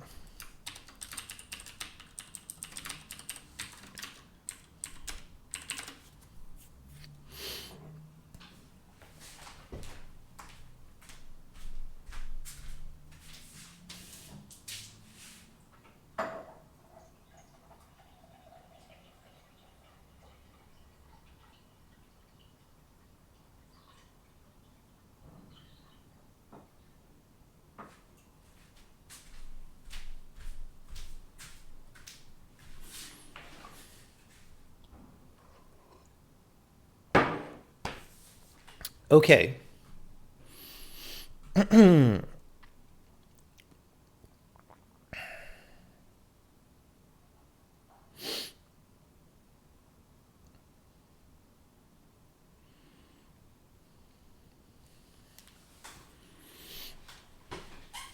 All right.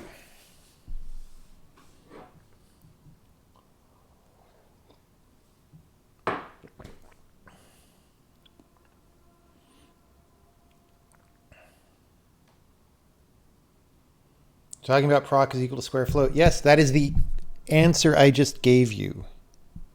I literally just said the answer to that question.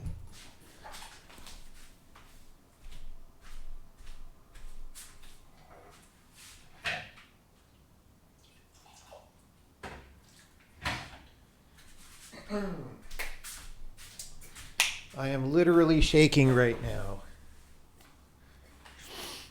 All right. Give the tea another minute or two to steep.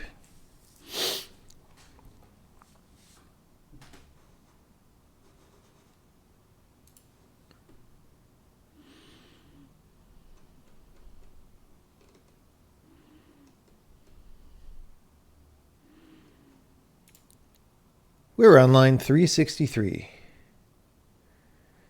Oh, can you use a meta program to say that they're equal?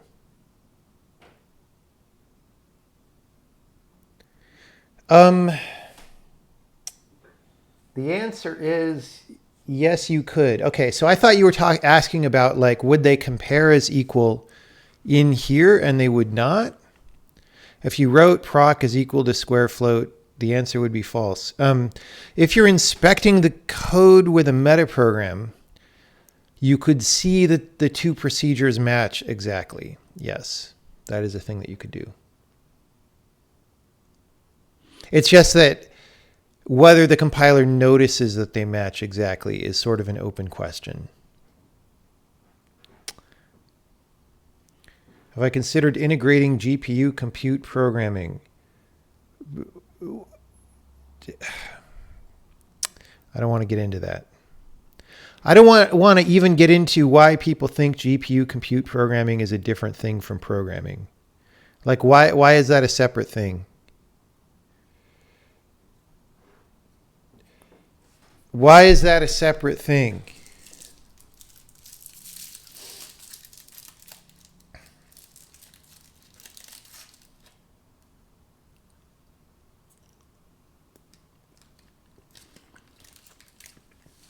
The answer is because NVIDIA doesn't want you to buy AMD or Intel GPUs. That's why.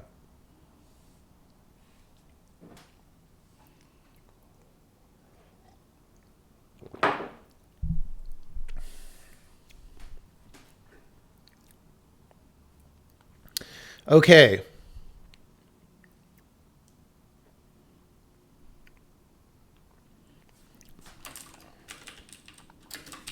If the compiler recompiles a polymorphic procedure each time it's called, that might be very expensive, both in terms of compile time and size of the resulting executable. However,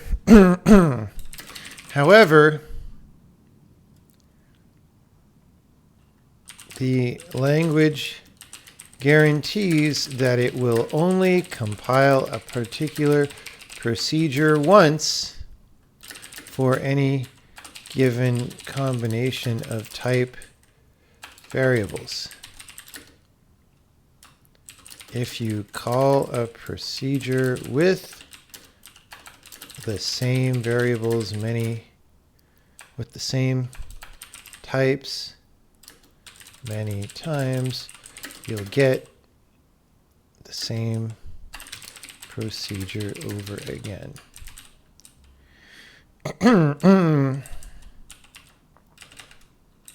For example, this is guaranteed. Do we use A here? No. A U8 equals 5. P1 is procedure of call square poly A. P2 is procedure of call square poly B.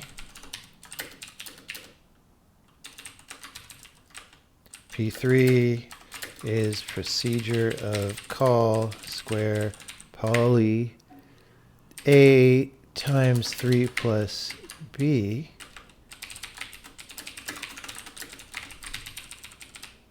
P1, P2, P3. Assert P1 is equal to P2 and P1 is equal to P3.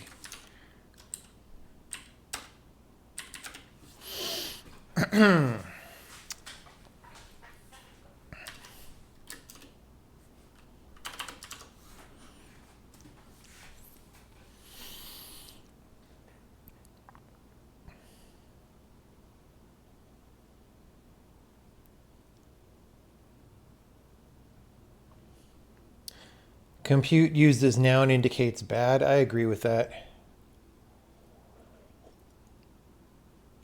Risk V person says modern GPUs are just bad versions of the old vector supercomputers. We have a proper vector computing ISA here. I mean, I don't know enough about CPUs to have any opinion on these matters, but I kind of don't doubt it.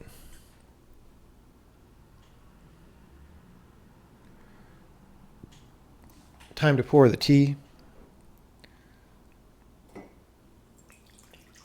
Chris just something. Is that the guy from Berkeley? I met him once a couple of years ago.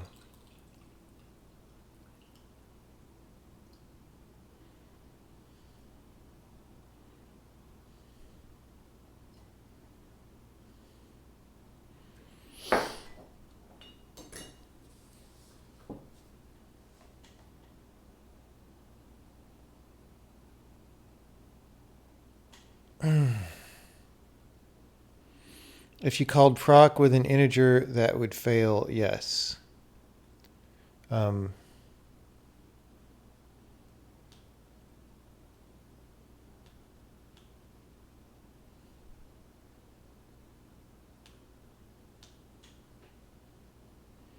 Interesting, the procedure of call has an argument which is ignored. It's not ignored.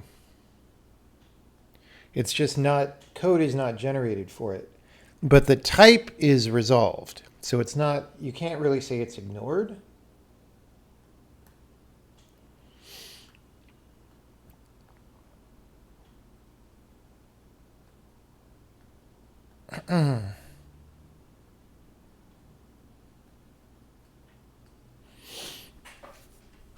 Okay.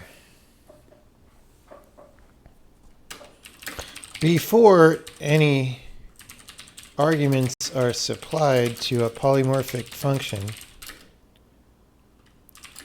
we can't really compile it because we wouldn't know the first thing about what to do, because types are the way the compiler knows what code should be generated.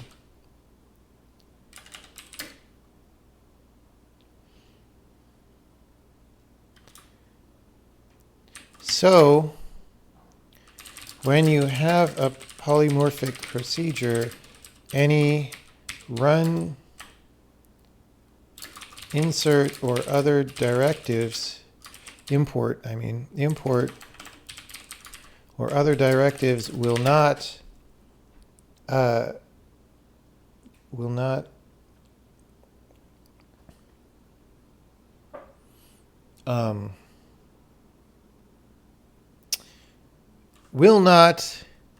occur when the procedure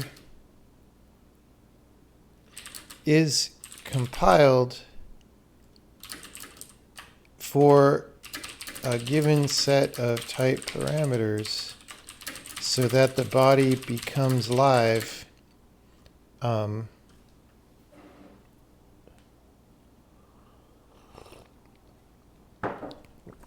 All statements inside it will become live and run directives will run. We'll go over this in detail in a later how-to, but for now, it's good to understand the basic idea.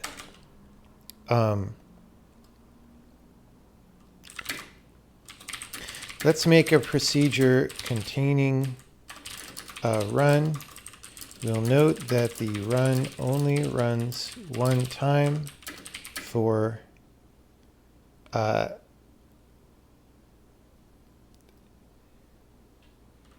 each individual type we pass.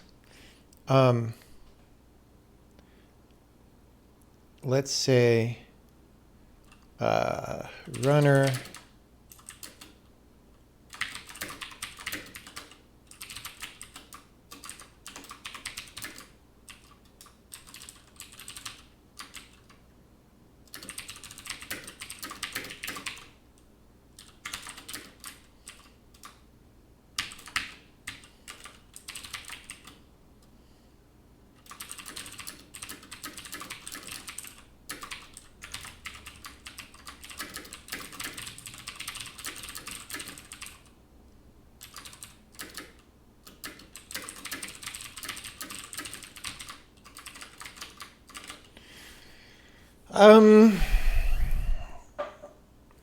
I don't want to call this runner. Let's call it,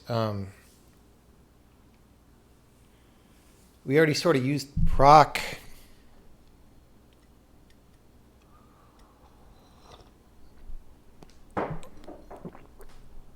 Spelling mistake in polymopric. I do that a lot. It's another reason to change that term.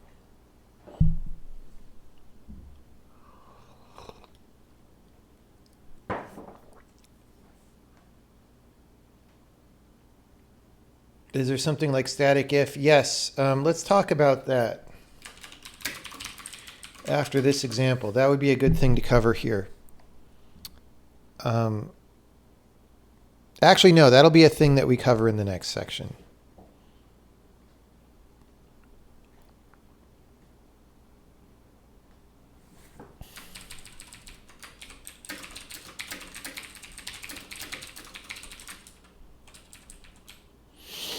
Okay.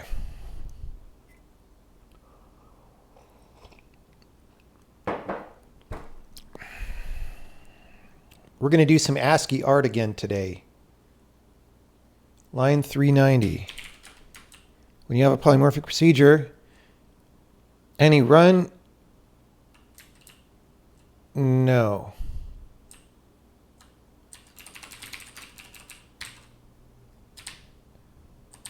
Contained inside that procedure will not occur simply due to the act of it being declared.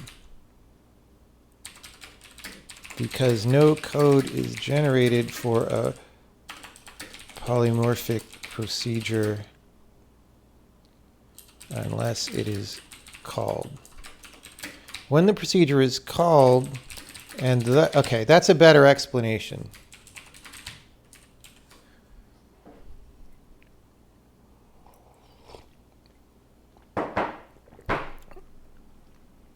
Okay.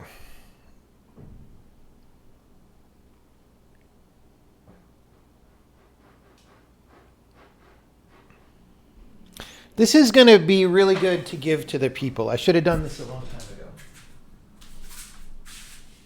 ago. Like, dude, people on the game team are working on the game without knowing this stuff. But in my defense, you know, these things were in flux for a while.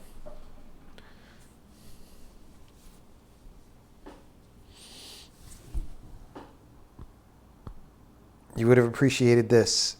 Yeah. All right.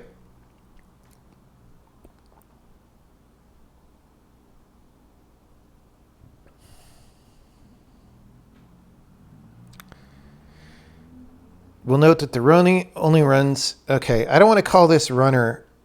What should I call it? Logan. Millennials will think that this is an X-Men reference.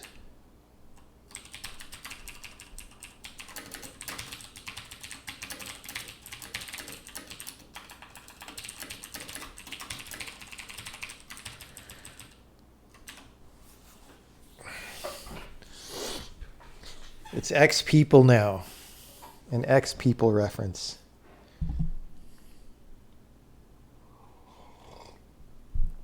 The X peeps.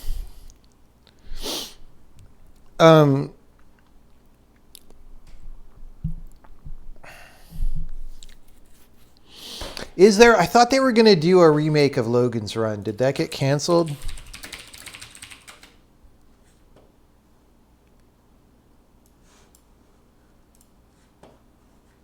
Is probably never going to happen.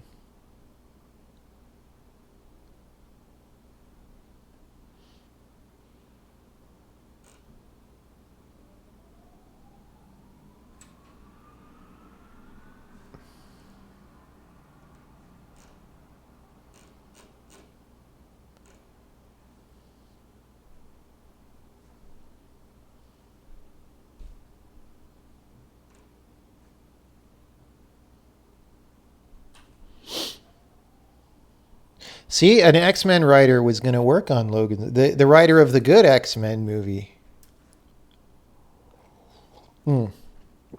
Sorry, director of the good X-Men movie.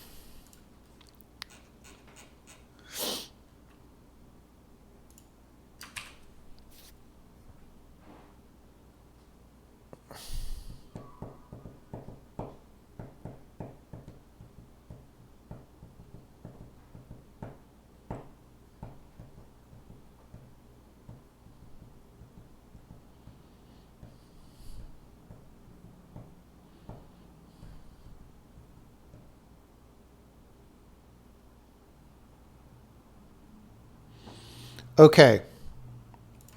So,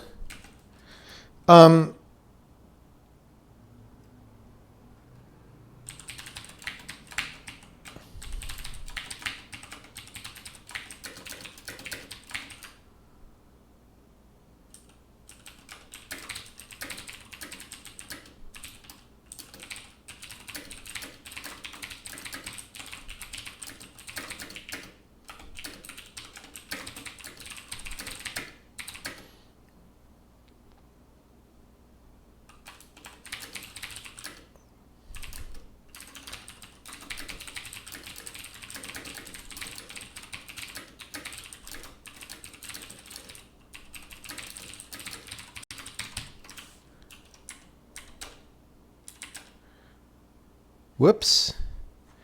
I forgot to put my X and T in there. Why are we not checking that? WTF, guys. We're not correctly...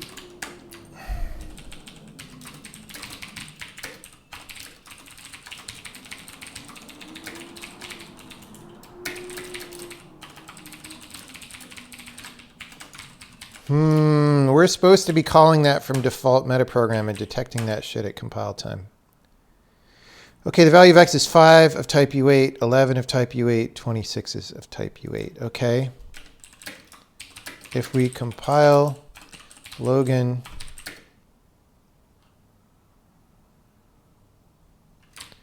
if we call Logan with a float, you'll see a run for that happening at compile time as well. But not a second one for this. But you will see one for this.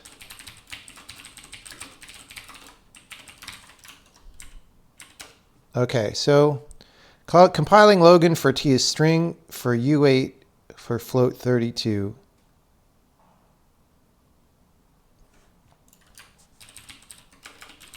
Note that you may not see the runs happening in the same order as the calls here in the program text. Compilation is nonlinear and schedules work to be done in arbitrary order, which means these runs are not ordered with respect to each other. Okay, this is kind of getting off the subject, but you know, boom, boom, boom, and at compile time, compiling Logan, U8 string float 32. String U8 float 32.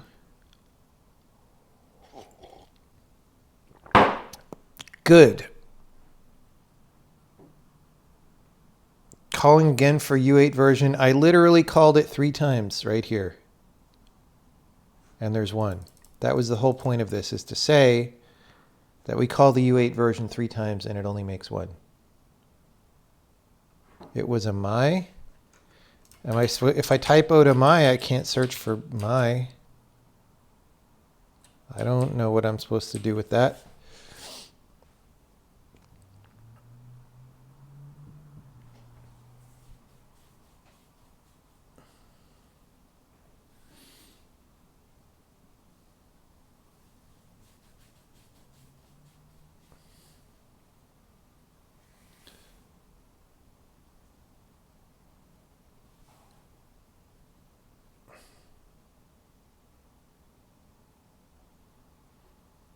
Oh, I see.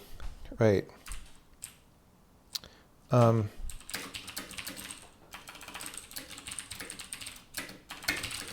If we call Logan again with a U8 argument, we still won't recompile the procedure. The memory that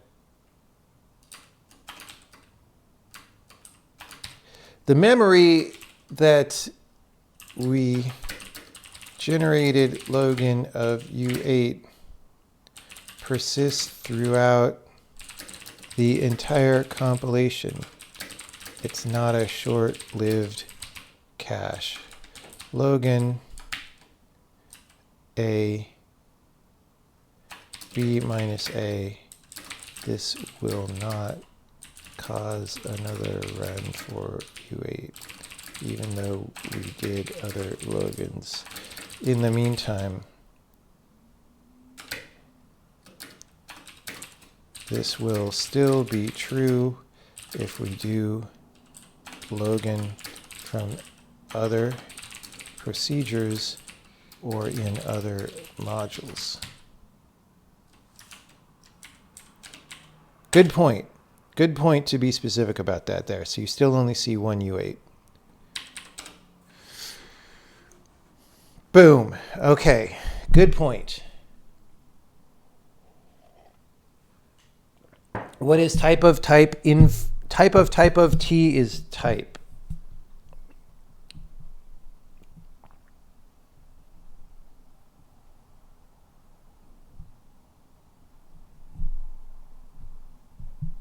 There is a type called type. Can't wrap your head around whether you can do recursion with polymorphic functions. You absolutely can. There's nothing stopping you from doing that. What is type of type? It's type.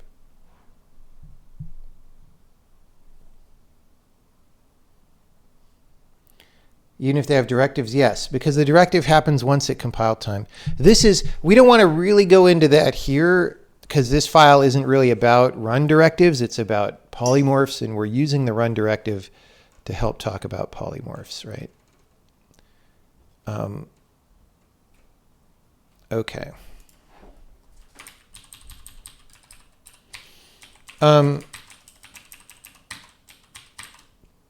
Let's talk about where polymorph variables live.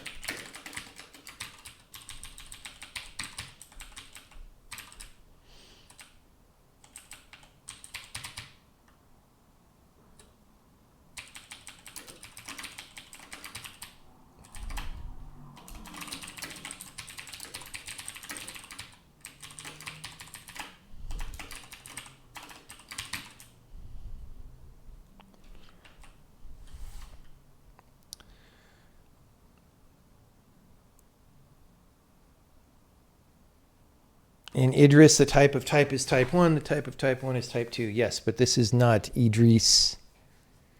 This is not Idris. The type of type is MFing type. Can you get infinite recursion with just polymorphism?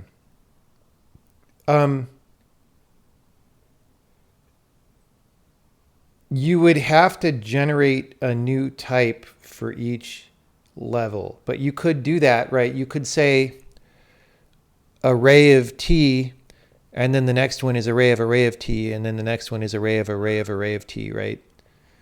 And then we would error your program after you reach some recursion depth limit, which is settable at compile time, but I think it's like 100 or 1,000 right now by default.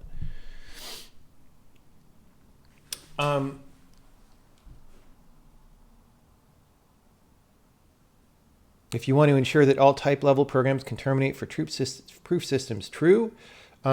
This language does not have type level programs.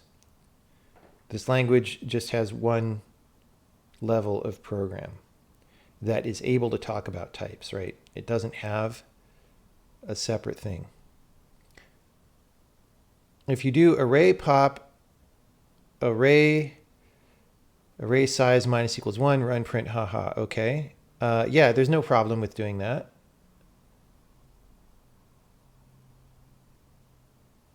There's no problem with doing that.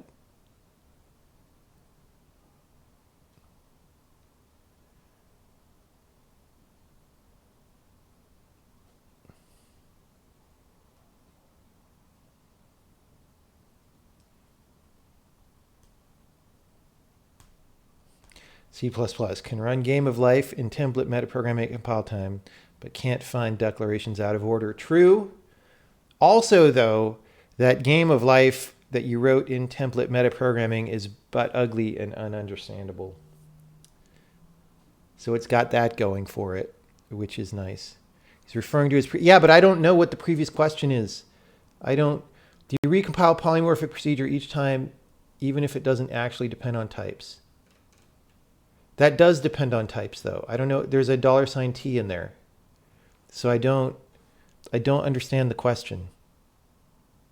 That's the function you typed is exactly the same as this Logan that we just did. It's exactly the same.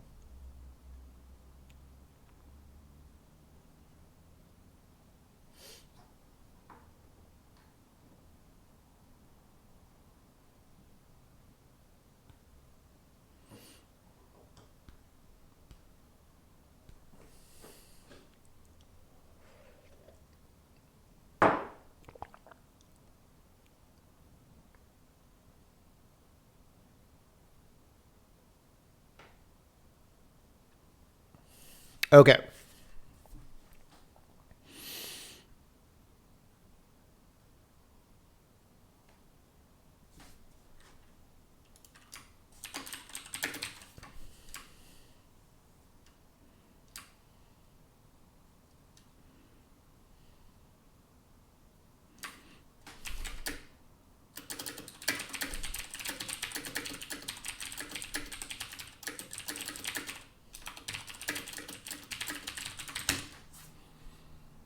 Do I ever write HTML? No.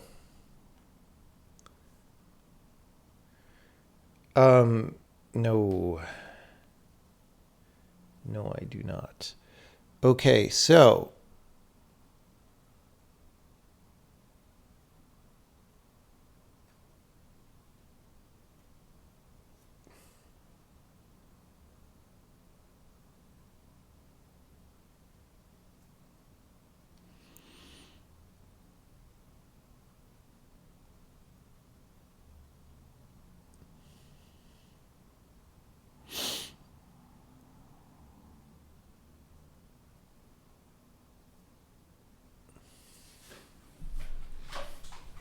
what next? What next?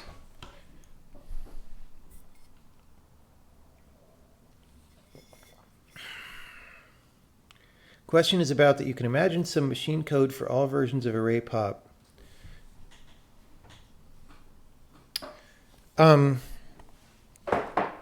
So it makes sense not to recompile them. Okay. Okay, so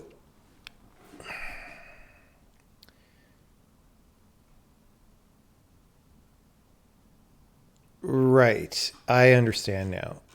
Oh, nice gifted subs. Hello, new gifted sub people. Yes. Okay, so I actually don't want to go into this in this file, but it might be a good thing to go into later. The answer to that is that there's a thing.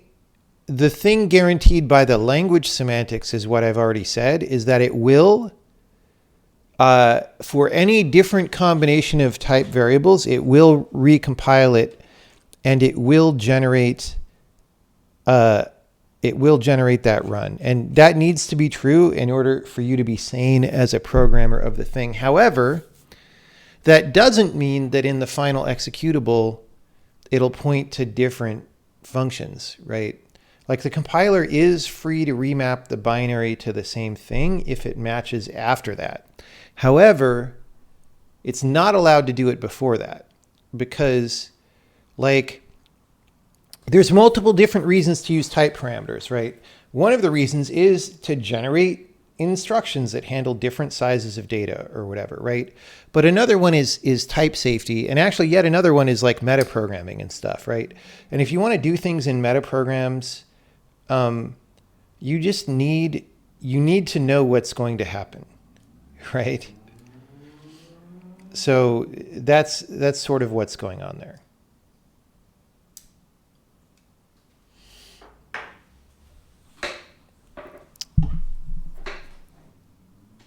Dodged.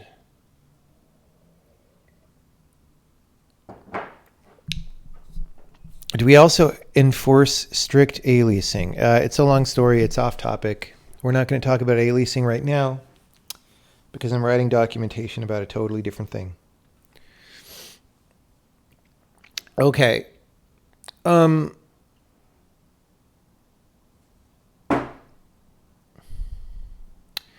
Where polymorph variables live. Writing documentation starts to get tiring. That's also why I want to forge ahead, because it starts to get tiring. Like I almost kind of want a break now. I had been hoping to just go crank through this whole file, but it's going to be long.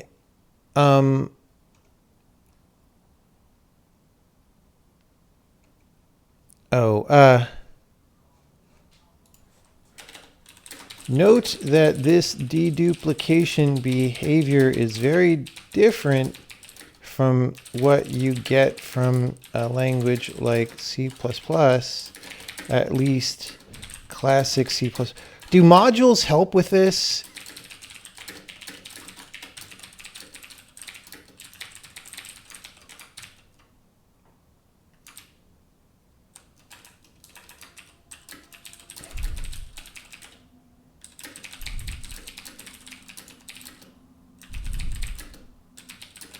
Like, okay, in C++, if I instantiate a template with the same types in the same CPP file, like, so for one include, it probably doesn't recompile it like 5 times, right?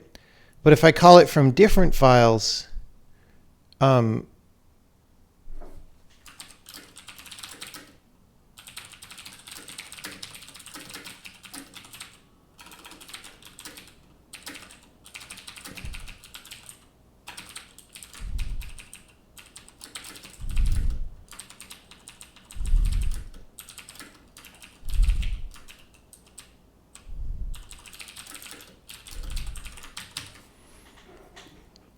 right?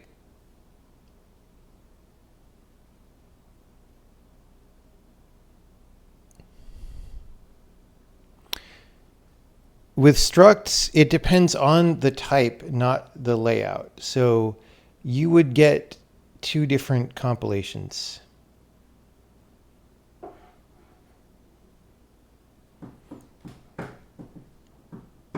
I think maybe there should be a file with well, We're going to talk about the interface feature at some point, and maybe we'll cover that at that time.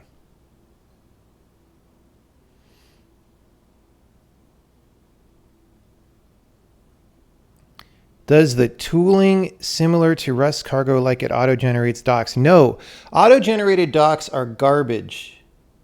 They are garbage, poopy crap. They are not documentation. They do not deserve to be called documentation.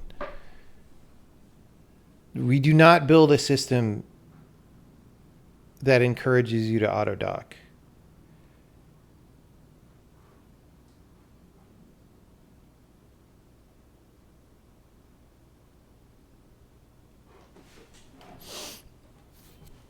Okay.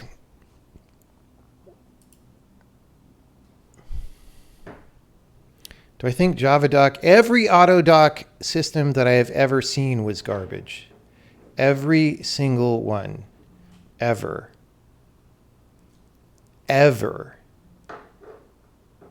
JavaDoc is just function signatures. Yeah, great.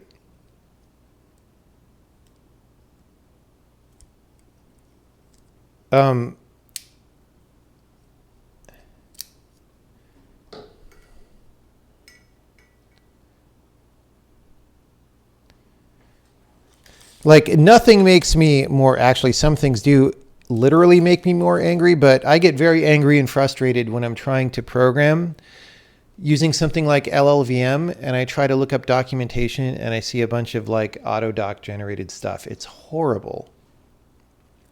It's horrible. Write actual documentation for your code, please.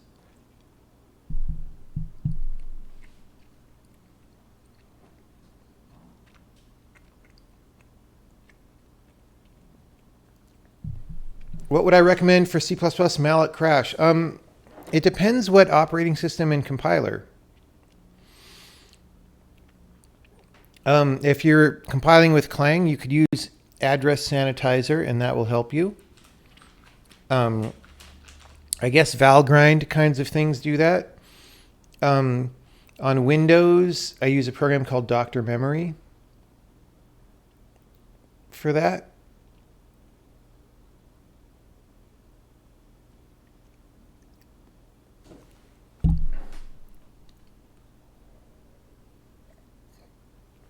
Has there been one of these doc writing streams for macros yet? Not really. And that's in part because macros are not totally finalized in the way that this is.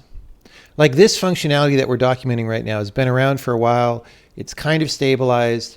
If it changes a little bit, it won't be that much work to redocument because like we know what it is. Whereas macros are still a bit up in the air. There's a lot of things about them that might change. Doesn't Visual Studio also have an address sanitizer? Maybe. I don't know. If there is one, I'm not. I mean, it has weird stuff built into the debug version of libc, but that stuff is old and gross and not very good. But it might catch some things for you sometimes.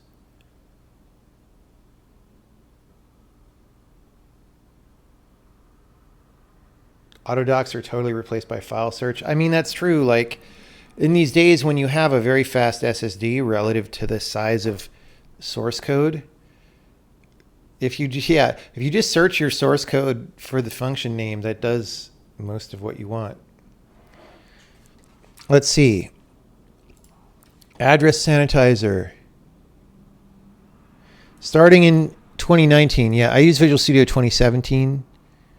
The IDE supports address sanitizer. Is that only if you're running Clang, though? Because they did a thing where you run Clang.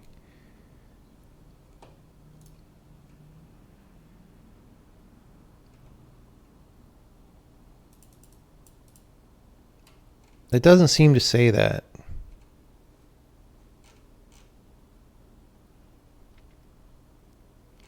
Like, of course, they make this as complicated as they possibly can. Yeah, so you could try this if you're on a newer Visual Studio and see how it is. I've never used it. It saves things as JSON, so you know it's good.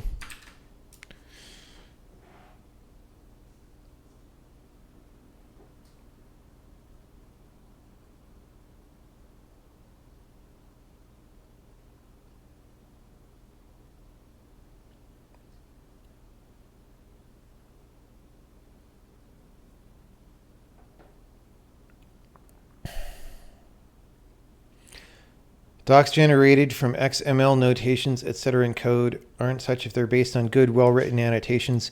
But they're not like code.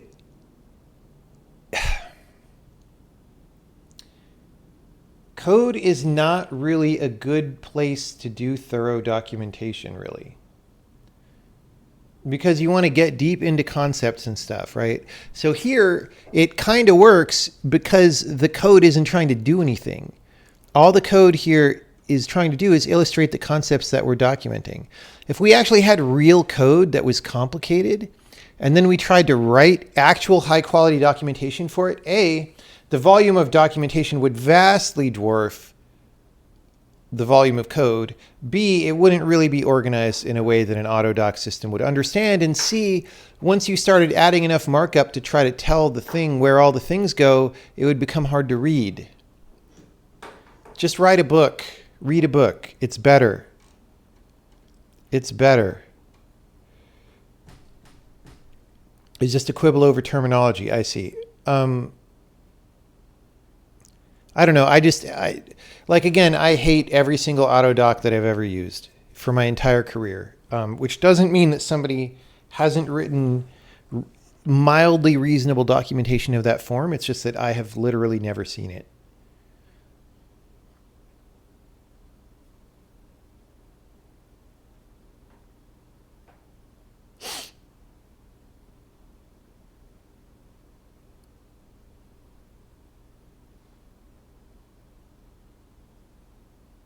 Okay.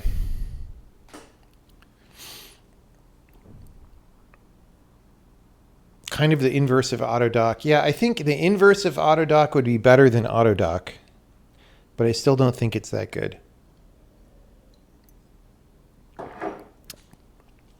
Okay.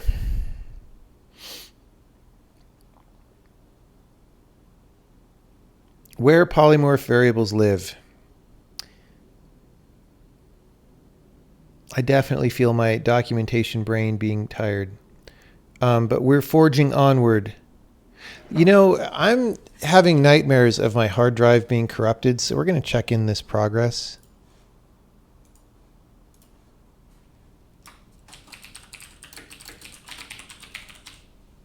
Just backing it up. They're backing that bus up. Boom. All right. Now, if our hard drive crashes, we are okay.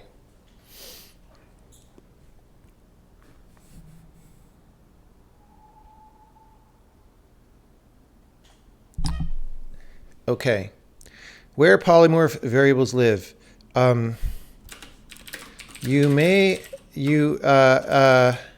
So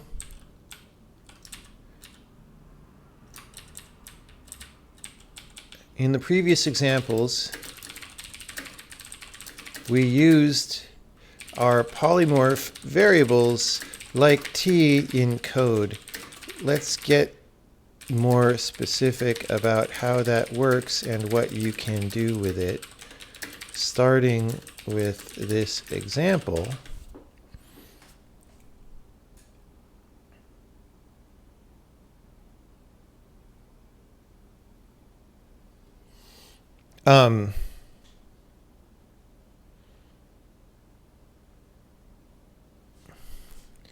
Make array.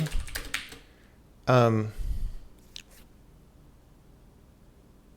don't want to go into bake variables yet. Element, make repeated. Let's just say repeat. Element, count, S64 returns an array of t.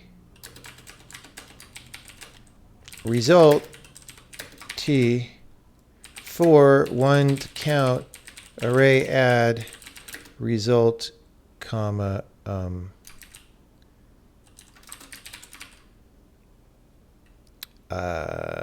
element, return result.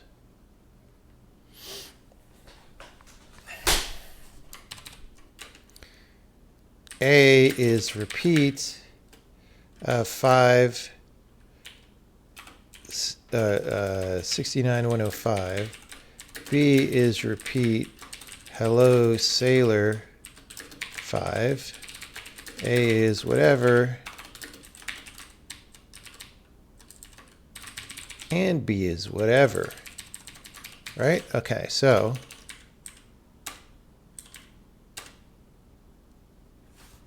there we go. How good is that?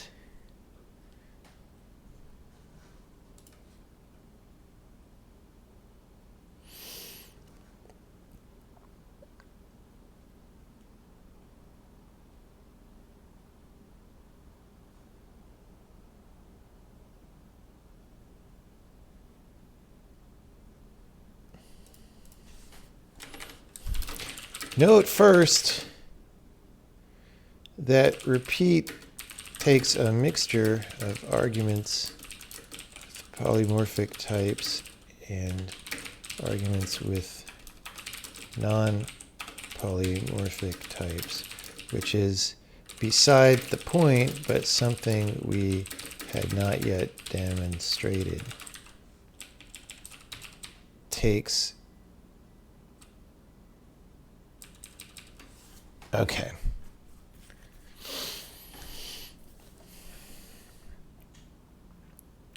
Could you put the $sign on the return value? No, we will get into that later in this file. You cannot do that.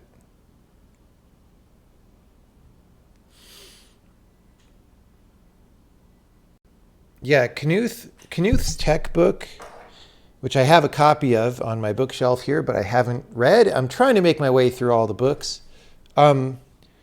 Is, he got really into this literate programming idea, and it's written in that style. I really should read it, but I haven't written it.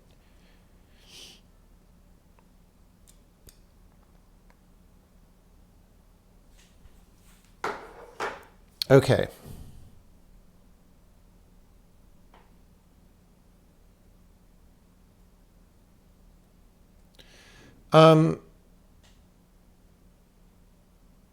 See, I actually want to make something more complicated than this.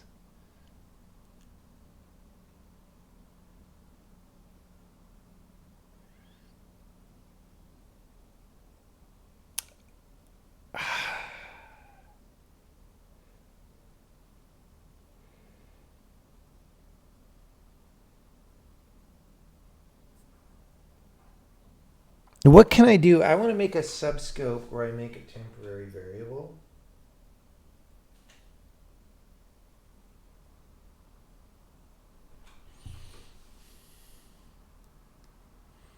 Let's give this a shorter name. Let's call it scopes.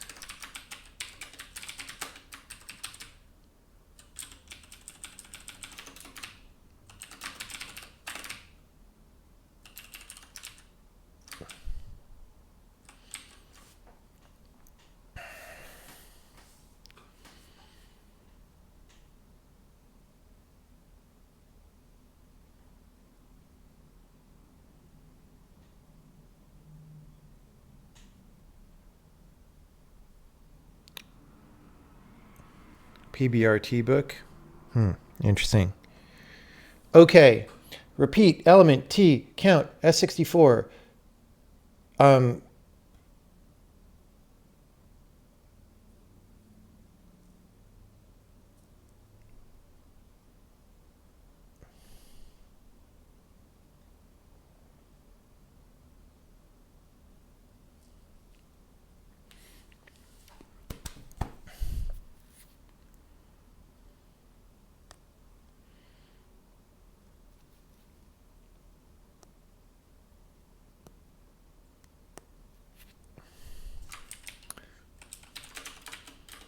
A : equals 5. Print A is, what can I do in here?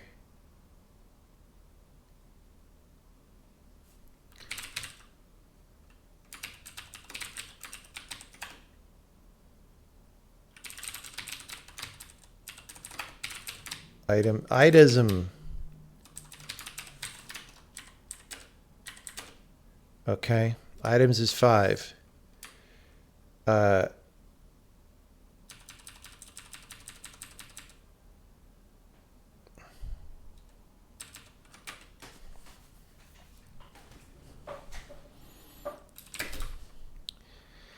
as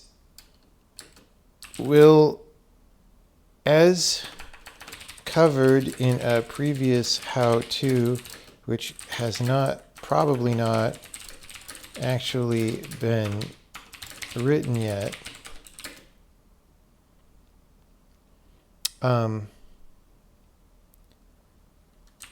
The scopes of repeat above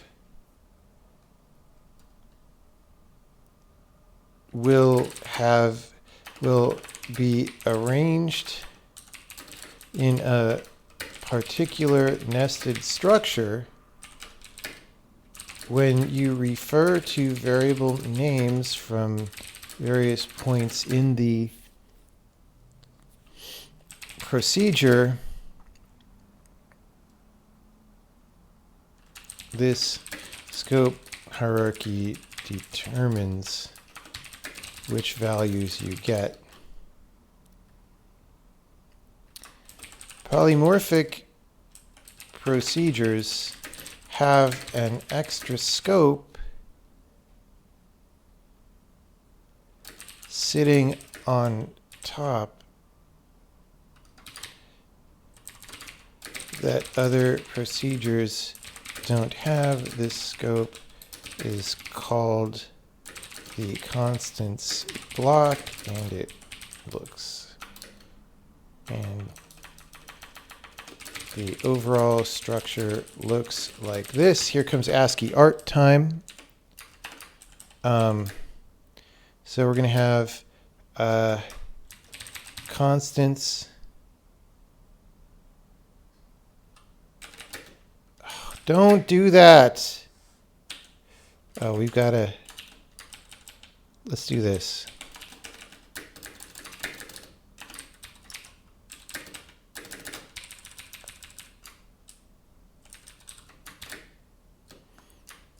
So we've got constants, we've got arguments,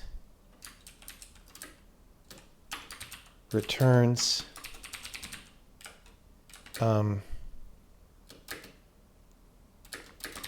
body,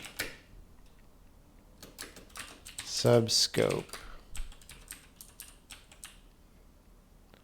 right? So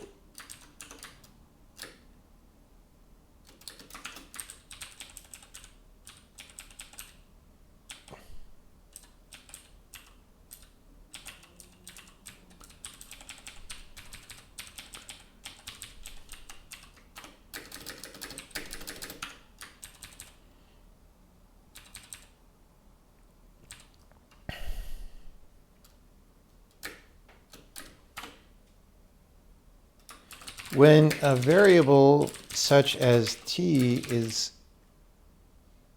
resolved, its declaration goes into the constants block,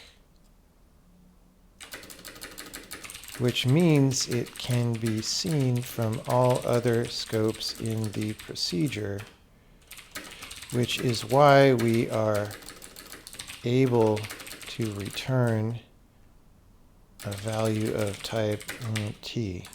The returns block can see the constants block. Okay.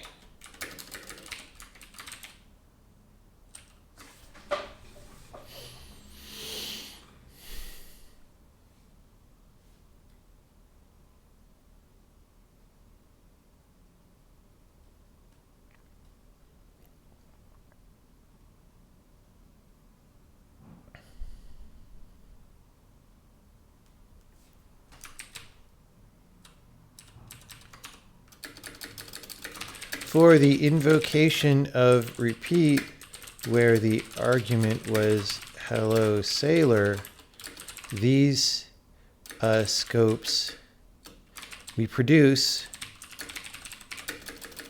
a function whose scopes look like this, a bigger diagram, since we are now putting in declarations of all the variables.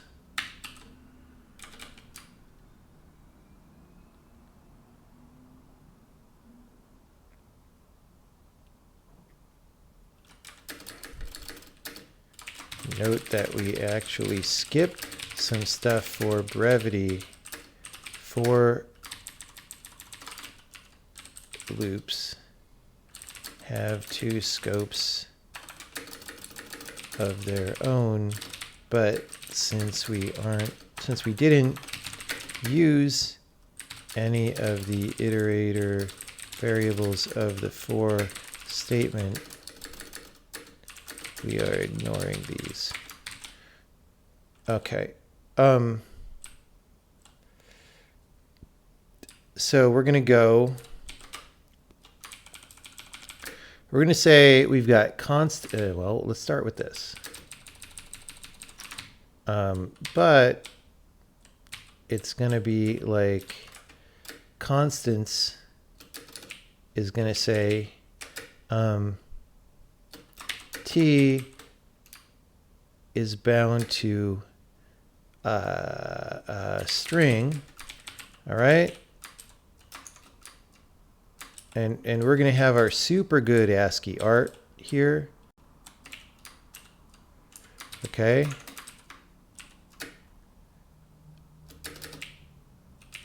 Let's actually put one space on each side. T is a string. Arguments gets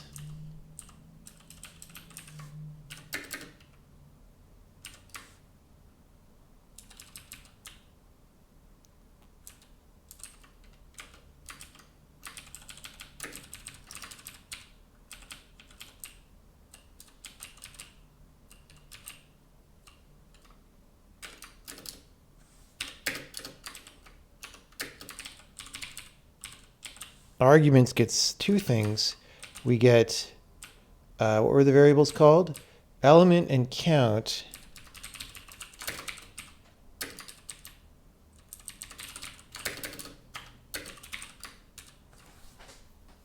All right.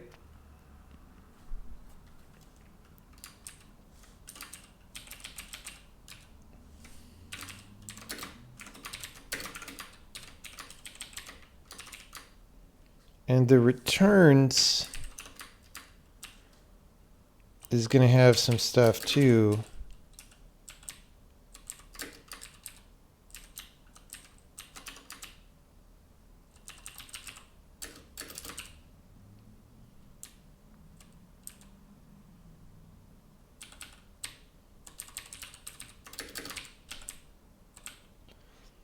Let's just say output. All right, let's give it a name.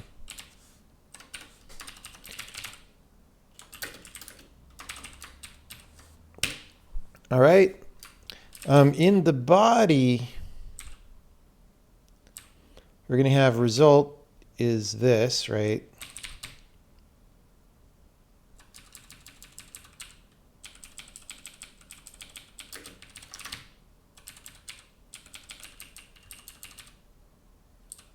We're going to need more dashes.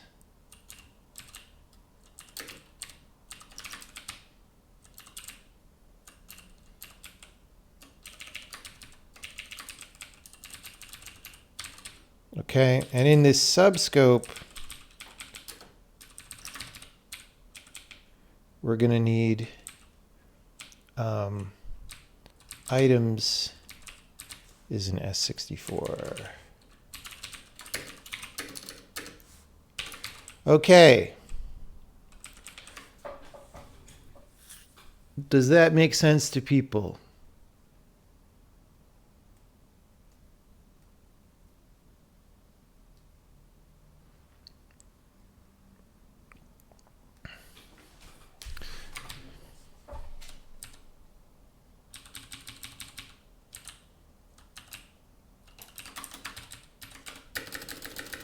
Notice that the declaration of T in the constants block is defined with : That is, it's a constant. That's why declarations in the body, like result T, can work. T is known at compile time.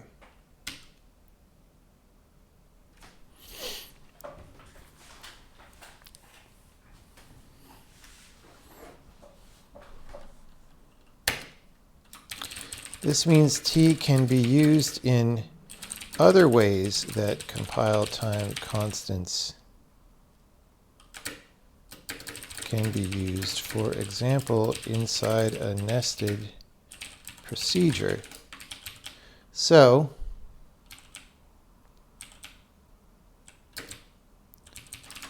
we're going to say, you know what, let's actually do this bagger right here. And we'll do this bagger. And we'll delete this bagger. And we'll go here, and we're going to say report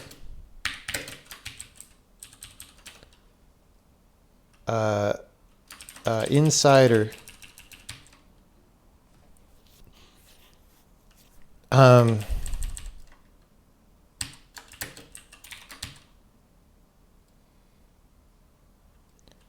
print insider took argument whatever, but it can also see T, which is whatever, comma T, N, right? So we could say insider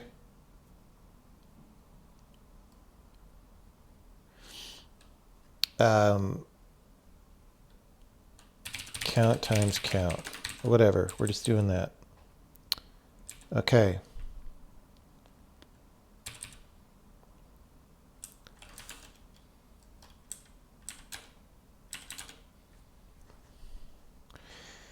Insider took argument 25, but it can also see T, which is S64 and which is string. And then, you know, let's do 3 here so that we don't spam with so much output.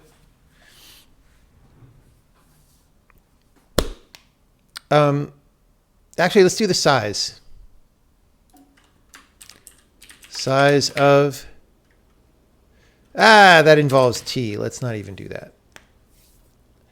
Let's not even do that. Do I think I'm putting enough details to implement a C metaper? I mean, probably, but I don't know. I mean, anyone who's going to attempt that should understand the language very well, that's for sure.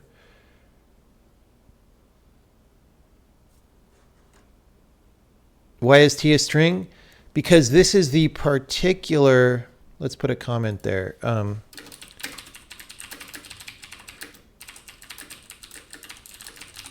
We're talking about the specific invocation of repeat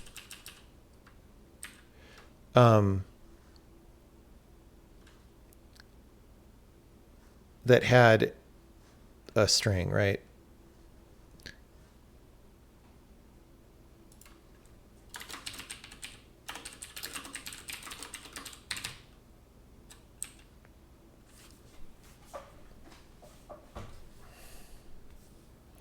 For the call with the number T would be S64. That is correct. Can you return the function insider? Yes.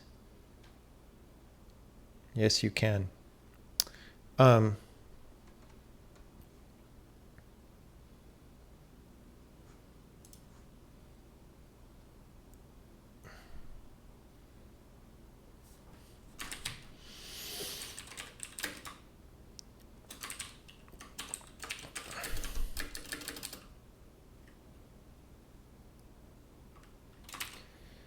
That you can see constant variables from subscopes even inside other procedures, even from inside other procedures, is why we were able to do the run way back up in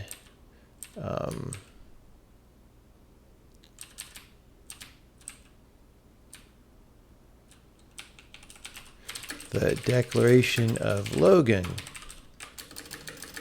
Run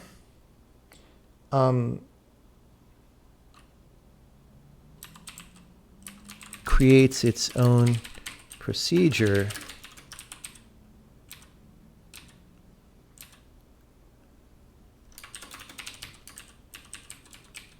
so that it can execute at compile time before the procedure it's contained within is ever compiled.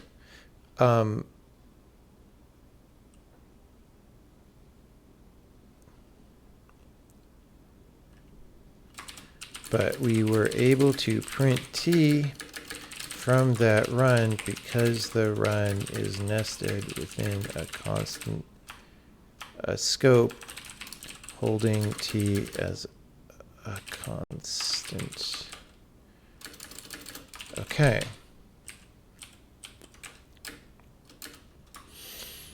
You can use this to do many other useful things. For example, with if. Okay, what are we going to do with if here?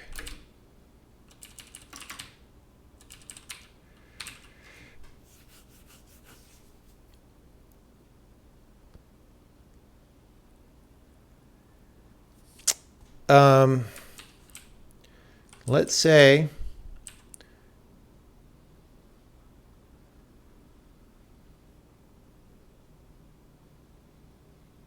we're going to say if T is equal to string, modified is element, else brackets on and if do not actually make new scopes. Actually, let's do this.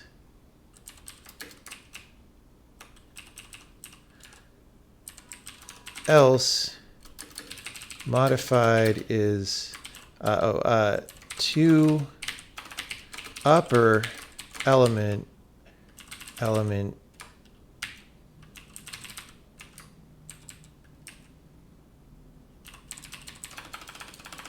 modified.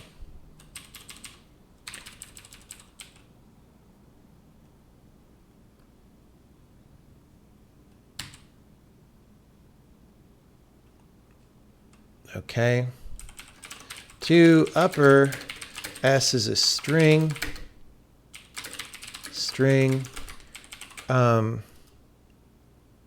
T is basic dot. We probably have a to upper.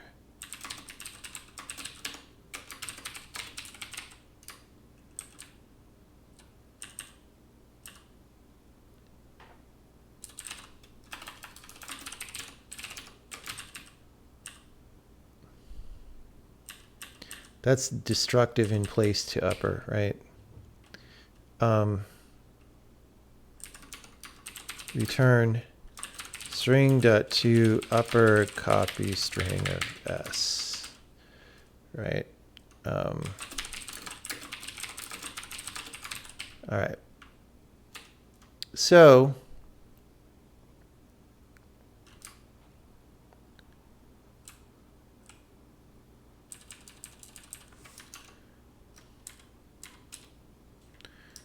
copy string basic dot. Let's go.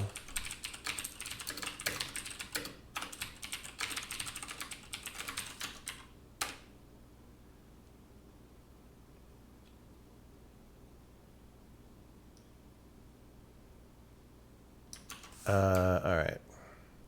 Okay. Copy is, let's do this. Basic dot copy string.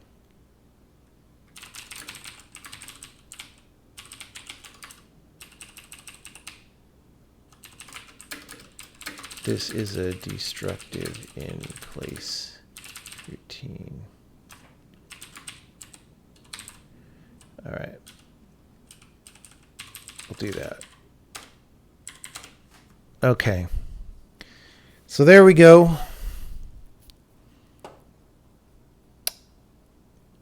Hello, sailor. Hello, sailor. Hello, sailor.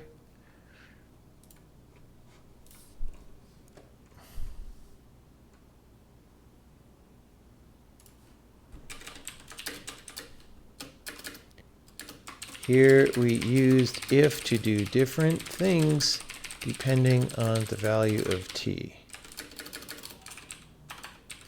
Okay, boy, there's so much else to say. Okay, we did this diagram.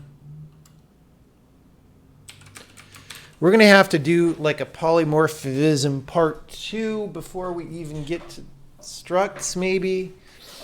I don't even know.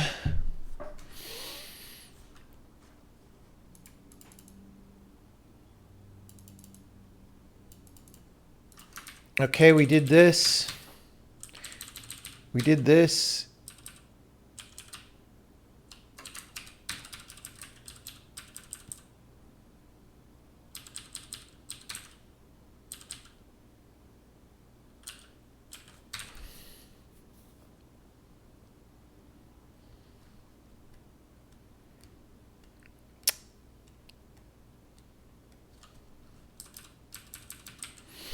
Yeah, okay. So we're going to need to have a 105.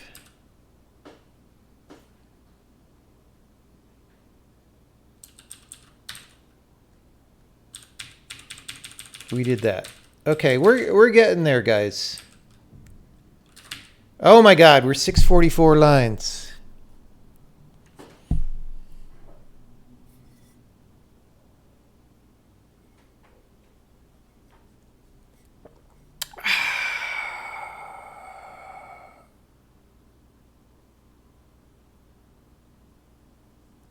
Yeah, guys, no text editor talk, please. Does anyone want to talk about programming languages?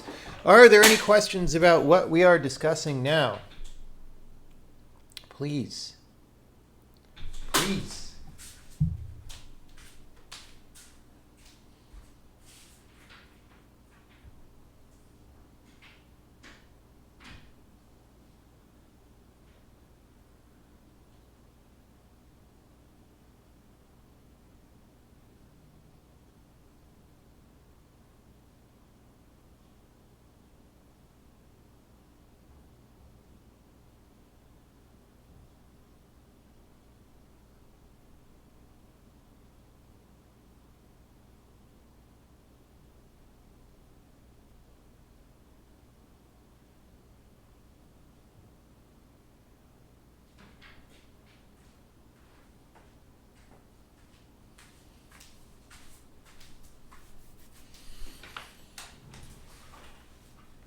While I go do some chin-ups.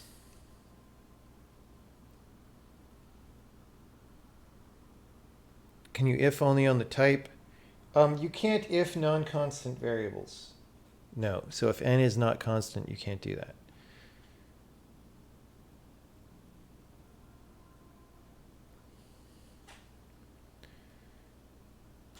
How would custom struct times custom struct be defined? We talked about that earlier in this very file. You just define what it means, just like in other programming languages.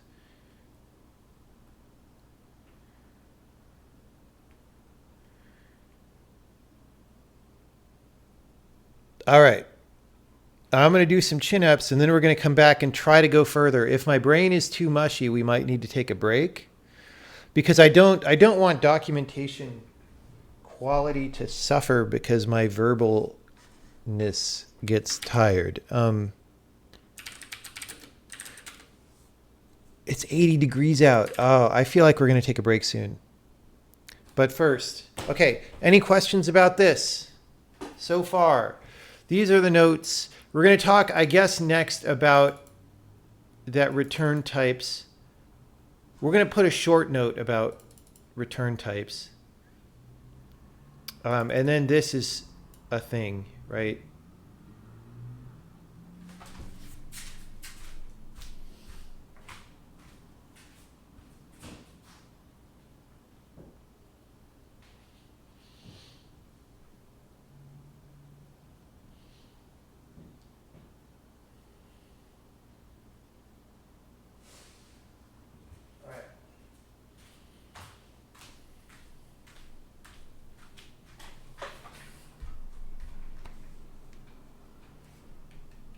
Yeah, you can compile this file and run it, and it's expected that you do that. And in fact, if you want to see error messages, you're expected that you could uncomment things that cause errors and see what the error is to understand the error. How many chin-ups can I do? Well, I don't know, because I usually do them after pull-ups. I just did 6, which is not a lot, but I had already done 8 pull-ups, 45 minutes ago or whenever. So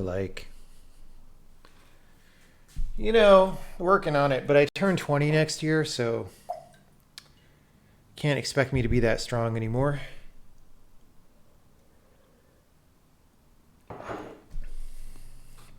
I will say, I did not even used to be able to do 1 pull-up, so it's pretty good, relative. How many could I do when I was doing Kung Fu? Actually none, which was weird, because I was in really good shape in other ways, but it's just we didn't ever, they actually at one point said, okay, at this level you need to start doing pull-ups. To balance out your muscle groups. But that was not a thing that we ever did, right? We were practicing punches and stuff, which is the opposite direction.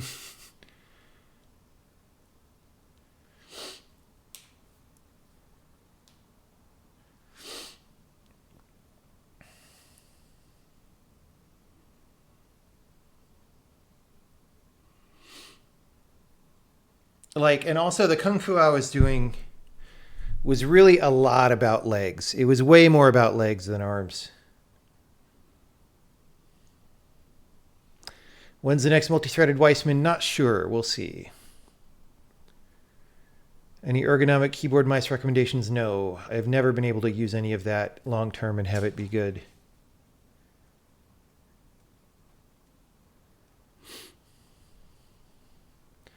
Have I ever roundhouse kicked someone? I mean, we do spinning kicks in practice all the time. I mean, not literally a roundhouse kick, because that's a little bit of a different thing, but,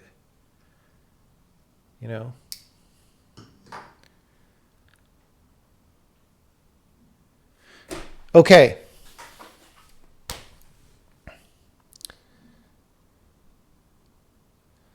Let's keep going. Let me get some water. We'll keep going.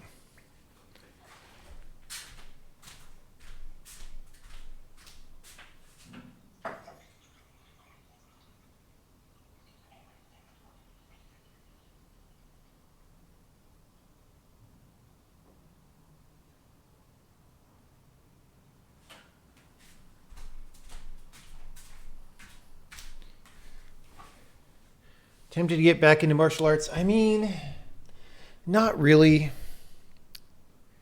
I mean, it would be good for my health, but I'm just so busy right now.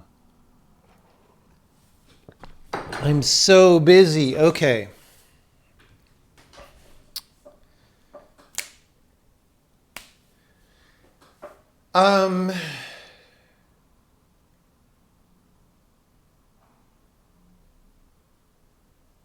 Let's just say return types are not.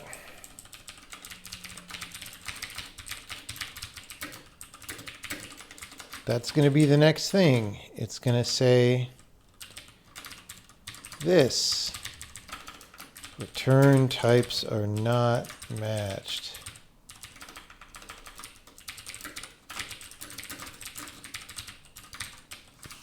Okay. This is a beefy example. This file is full of beef. It is full of beef. Okay. Some programming languages let you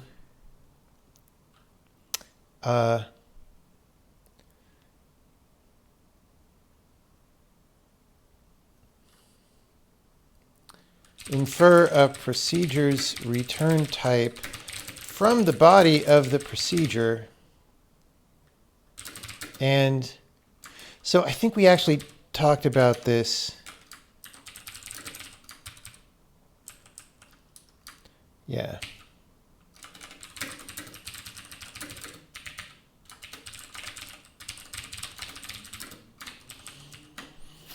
Some programming languages let you infer a procedure's return type from the body of the procedure.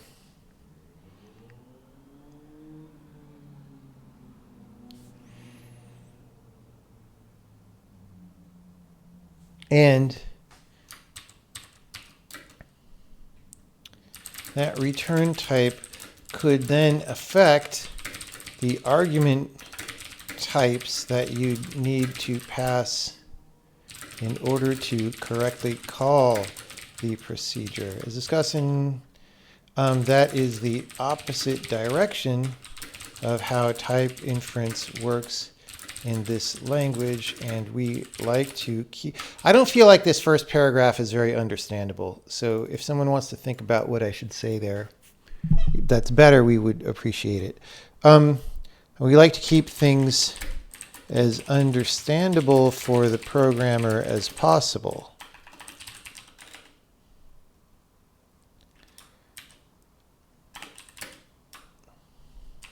Recall that polymorph variables get determined, let's just say get determined by invoking match on all the arguments.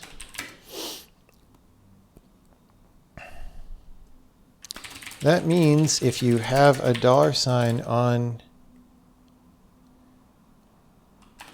in the return type, match will not assign a result to that argument, and the result will be an error. Uncomment this to C, right? So we're going to go proc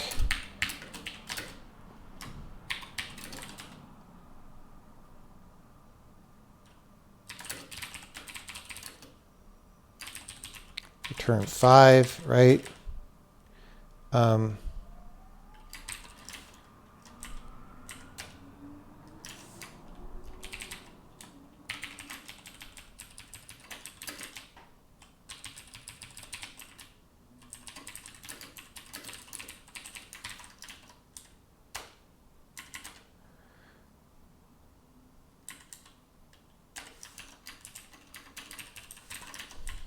There we go.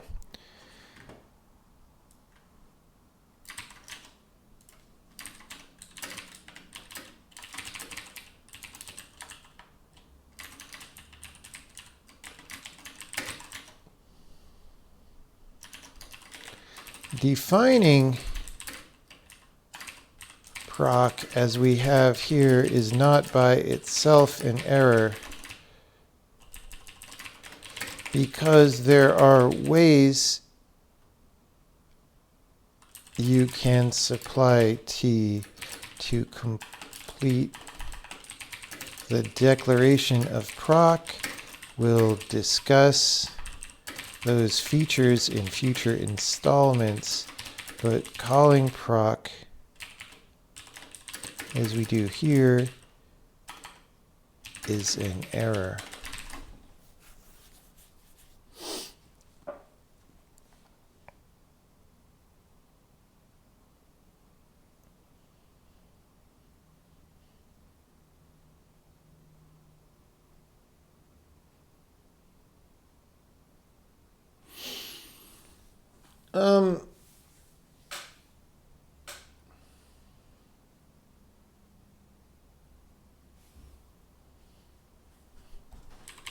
This might seem like a disadvantage, but in reality,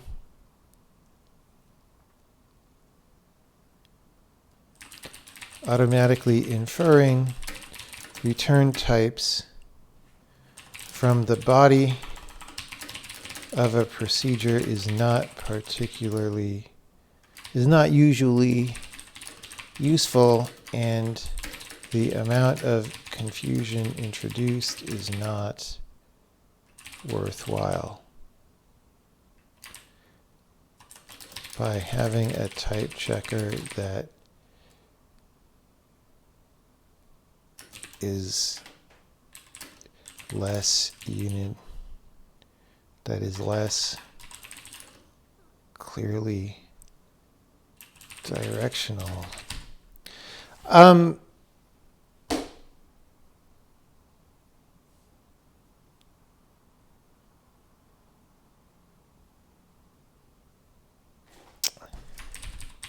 That's sort of all I want to say about that.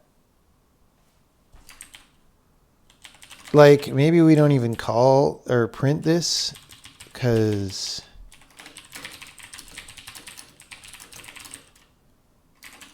there's nothing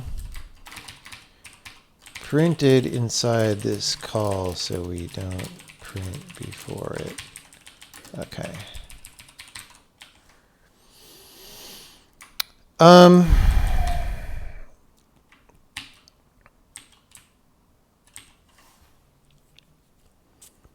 Why does it only error when you call it? I just said because there are ways you can supply T to complete the declaration. Installments is installments? No, that's valid. It's high class spelling.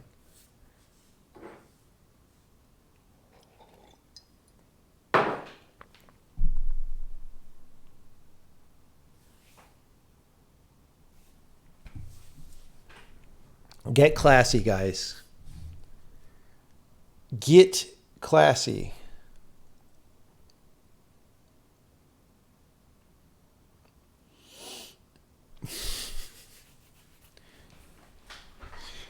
Okay, we're making good progress.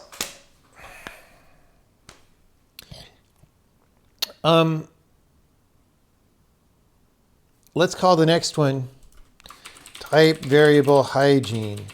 Did anyone suggest a better phrasing for this? Probably not. I don't see anyone doing that.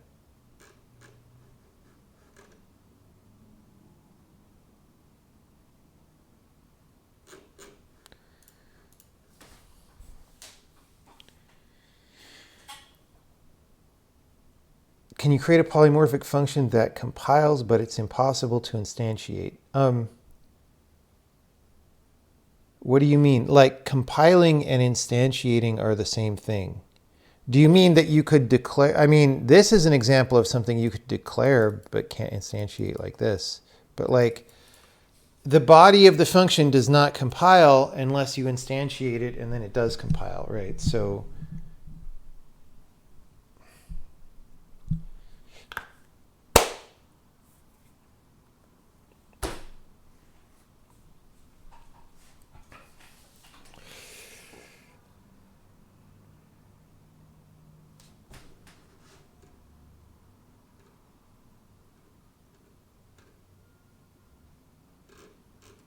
what happens if you do the T is equal to string without the hash before the if? Then the function will fail to compile if you call it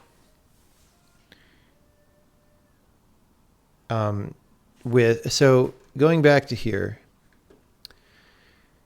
if you just take away this hash, then you can still do this comparison. But the problem is you're going to have two declarations of modified, right? First of all, so that's not good. And the second is you're going to be calling to upper on an int.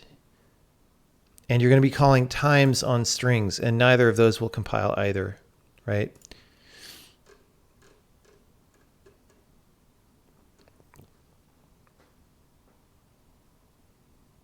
Would bake constants help with proc? Yes, you could call bake constants on proc with T equals whatever you want, and that would solve this.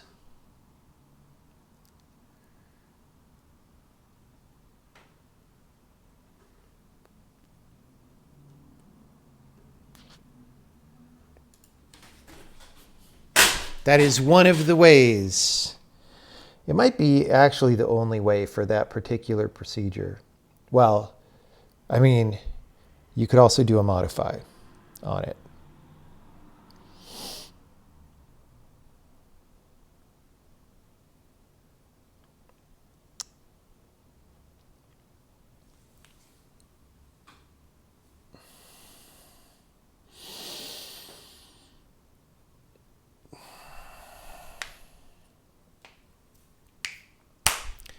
Okay.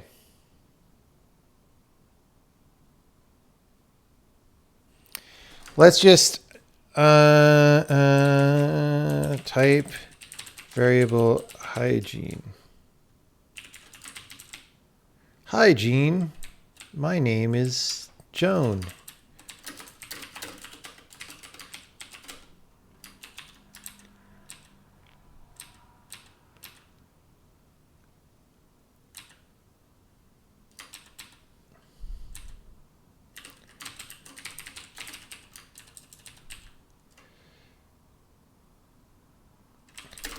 In the previous examples, we matched types as T, but we had a fair degree of choice sometimes about where to do this.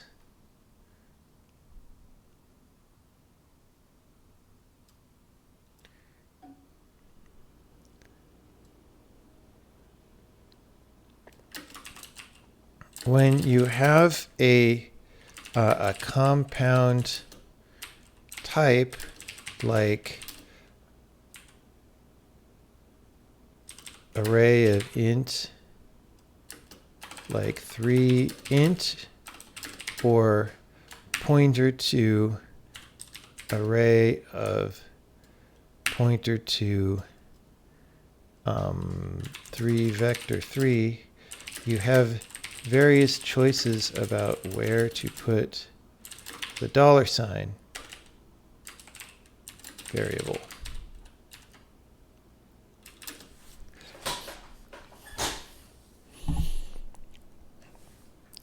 To be maximally helpful to the user, it's good practice to be as specific about the type as you can. This provides more implicit documentation for how the procedure is to be used and gives better error messages when people use it wrong. For example, here's a procedure that increments the number where you pass a pointer to a number and it gets incremented. Increment x is a pointer to $T. Right, we're going to say x plus equals 1.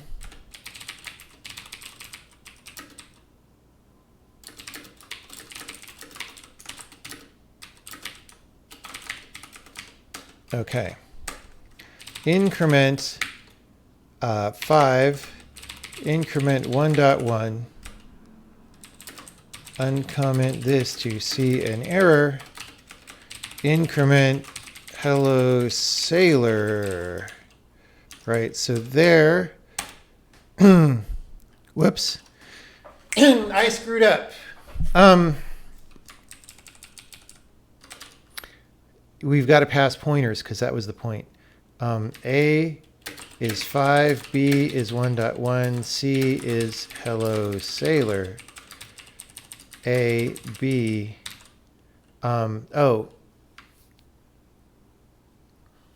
actually we want this.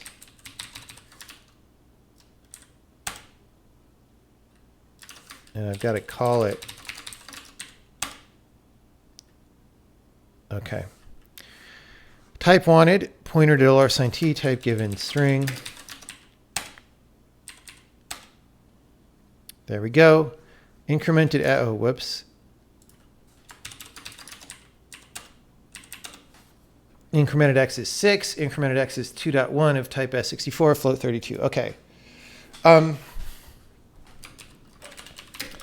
In that example, when we incorrectly call increment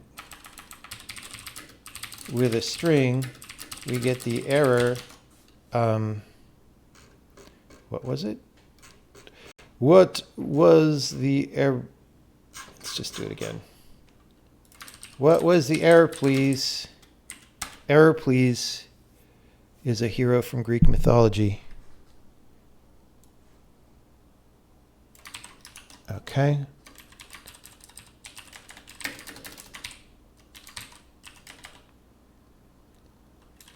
Which is very helpful because it tells the user what's wrong.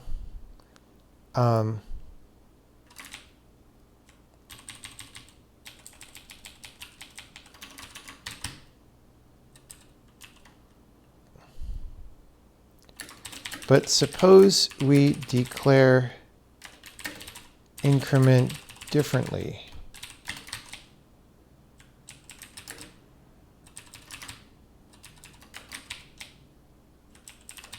With the $T,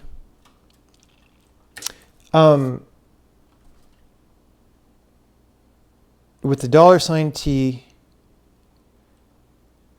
as x's whole type, as x's entire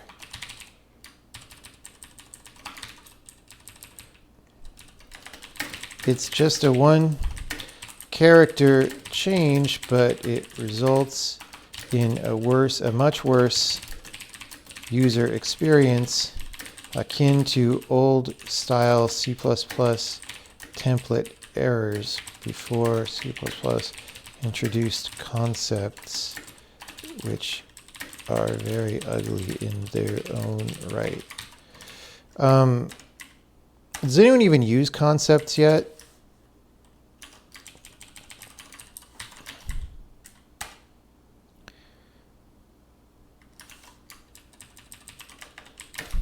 The user gets an error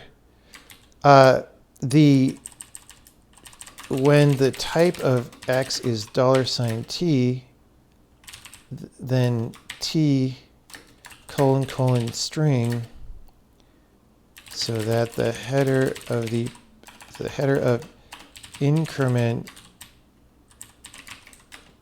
compiles correctly, but then the body produces a type mismatch error.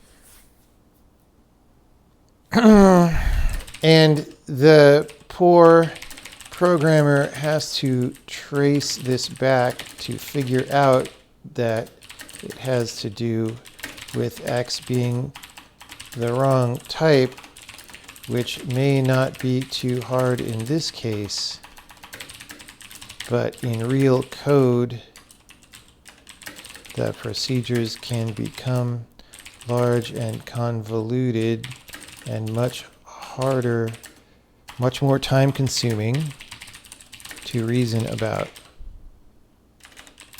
It's good practice to declare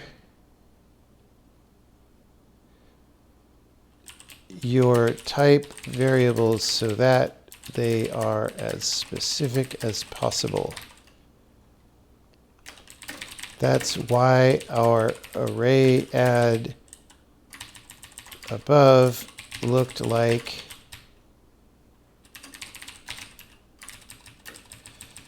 this. We could have instead declared it as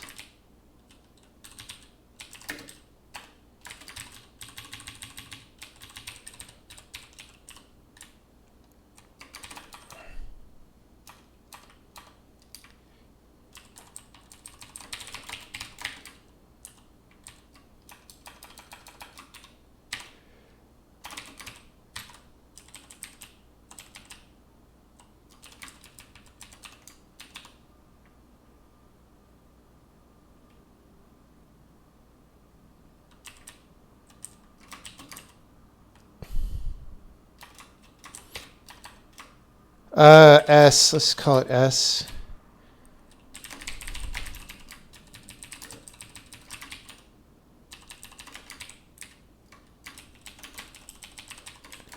body elided for brevity.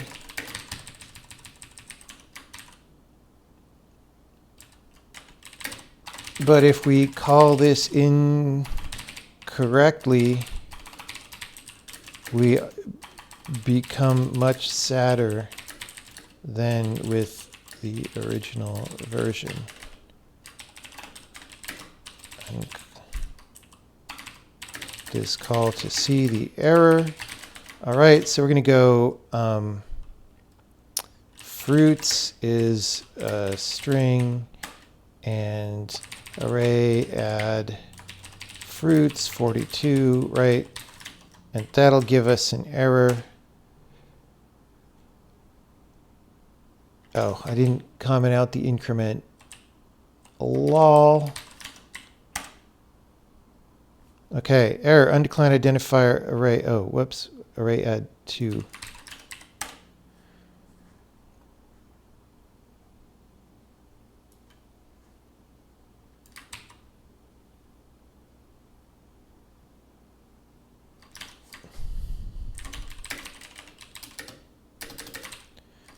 Wanted string given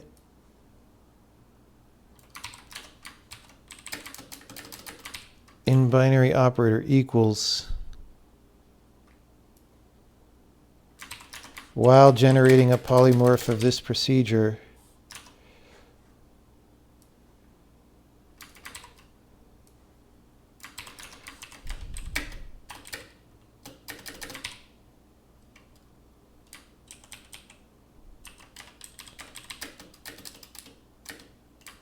Let's do these.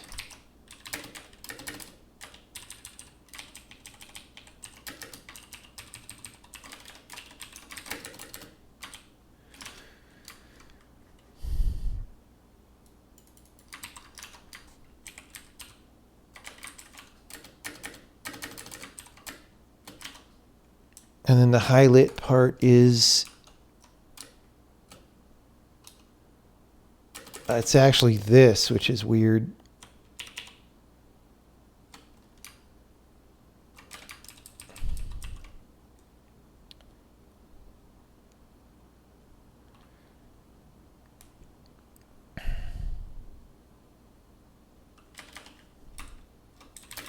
As a programmer, I certainly can decipher this, but I would much rather see the type mismatch at the calling site.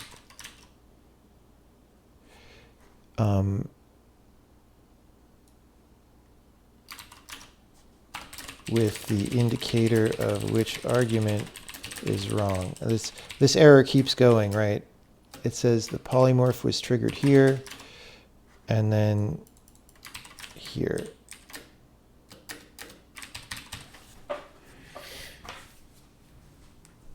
Did I ever have imposter syndrome? No.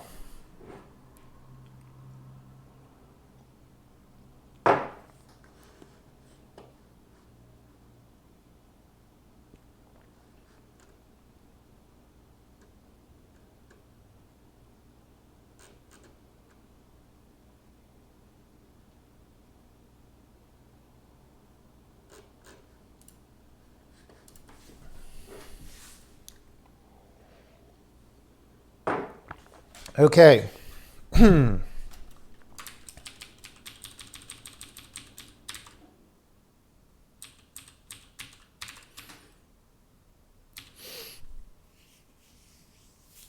Okay, I think we survived, and by we I mean me, to the end of this one, because these other points are going to be in a new thing, 105.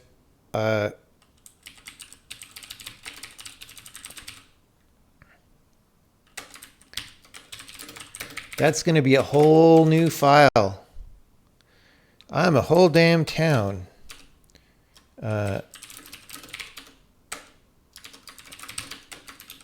This one is done. Now, we're going to run the tests to make sure that they all work.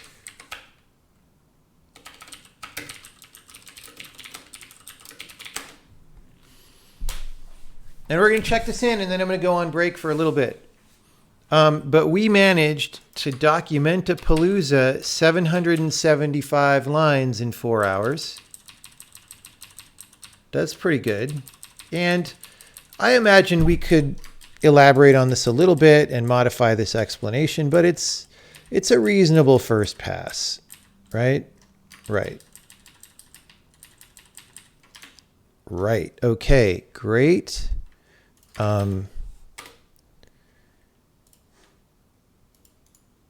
Commit, finish, how to 100 for now. Actually, we just said this is a thing. 105 polymorphic arguments. That one's going to be shorter, I think.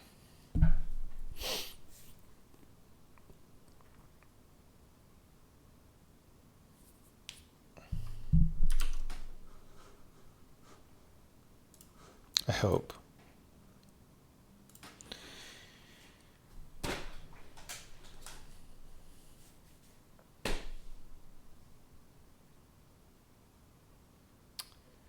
All right, everybody. Thanks for coming by. I'm going to take a break and give my verbal brain some rest. And then we're going to come back and we're going to continue with Documentapalooza. And we're going to try to get through these two. Because I think these two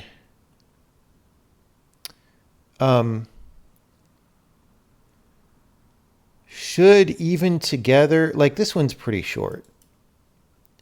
And this one should be a lot shorter than the one we just did, although I keep thinking that and then they turn out long, right?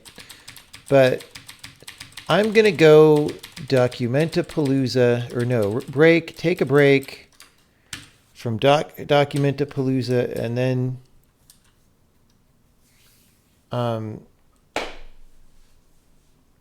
we'll come back later on.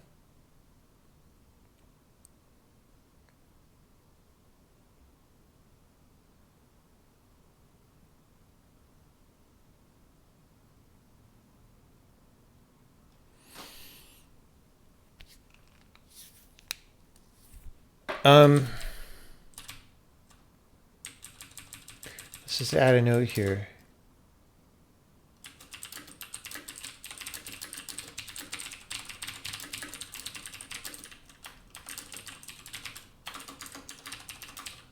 It's good to let the compiler do as much type checking in the header as possible. All right. Thank you, everybody. We'll be back in a little while I punch the mic. See you in a bit.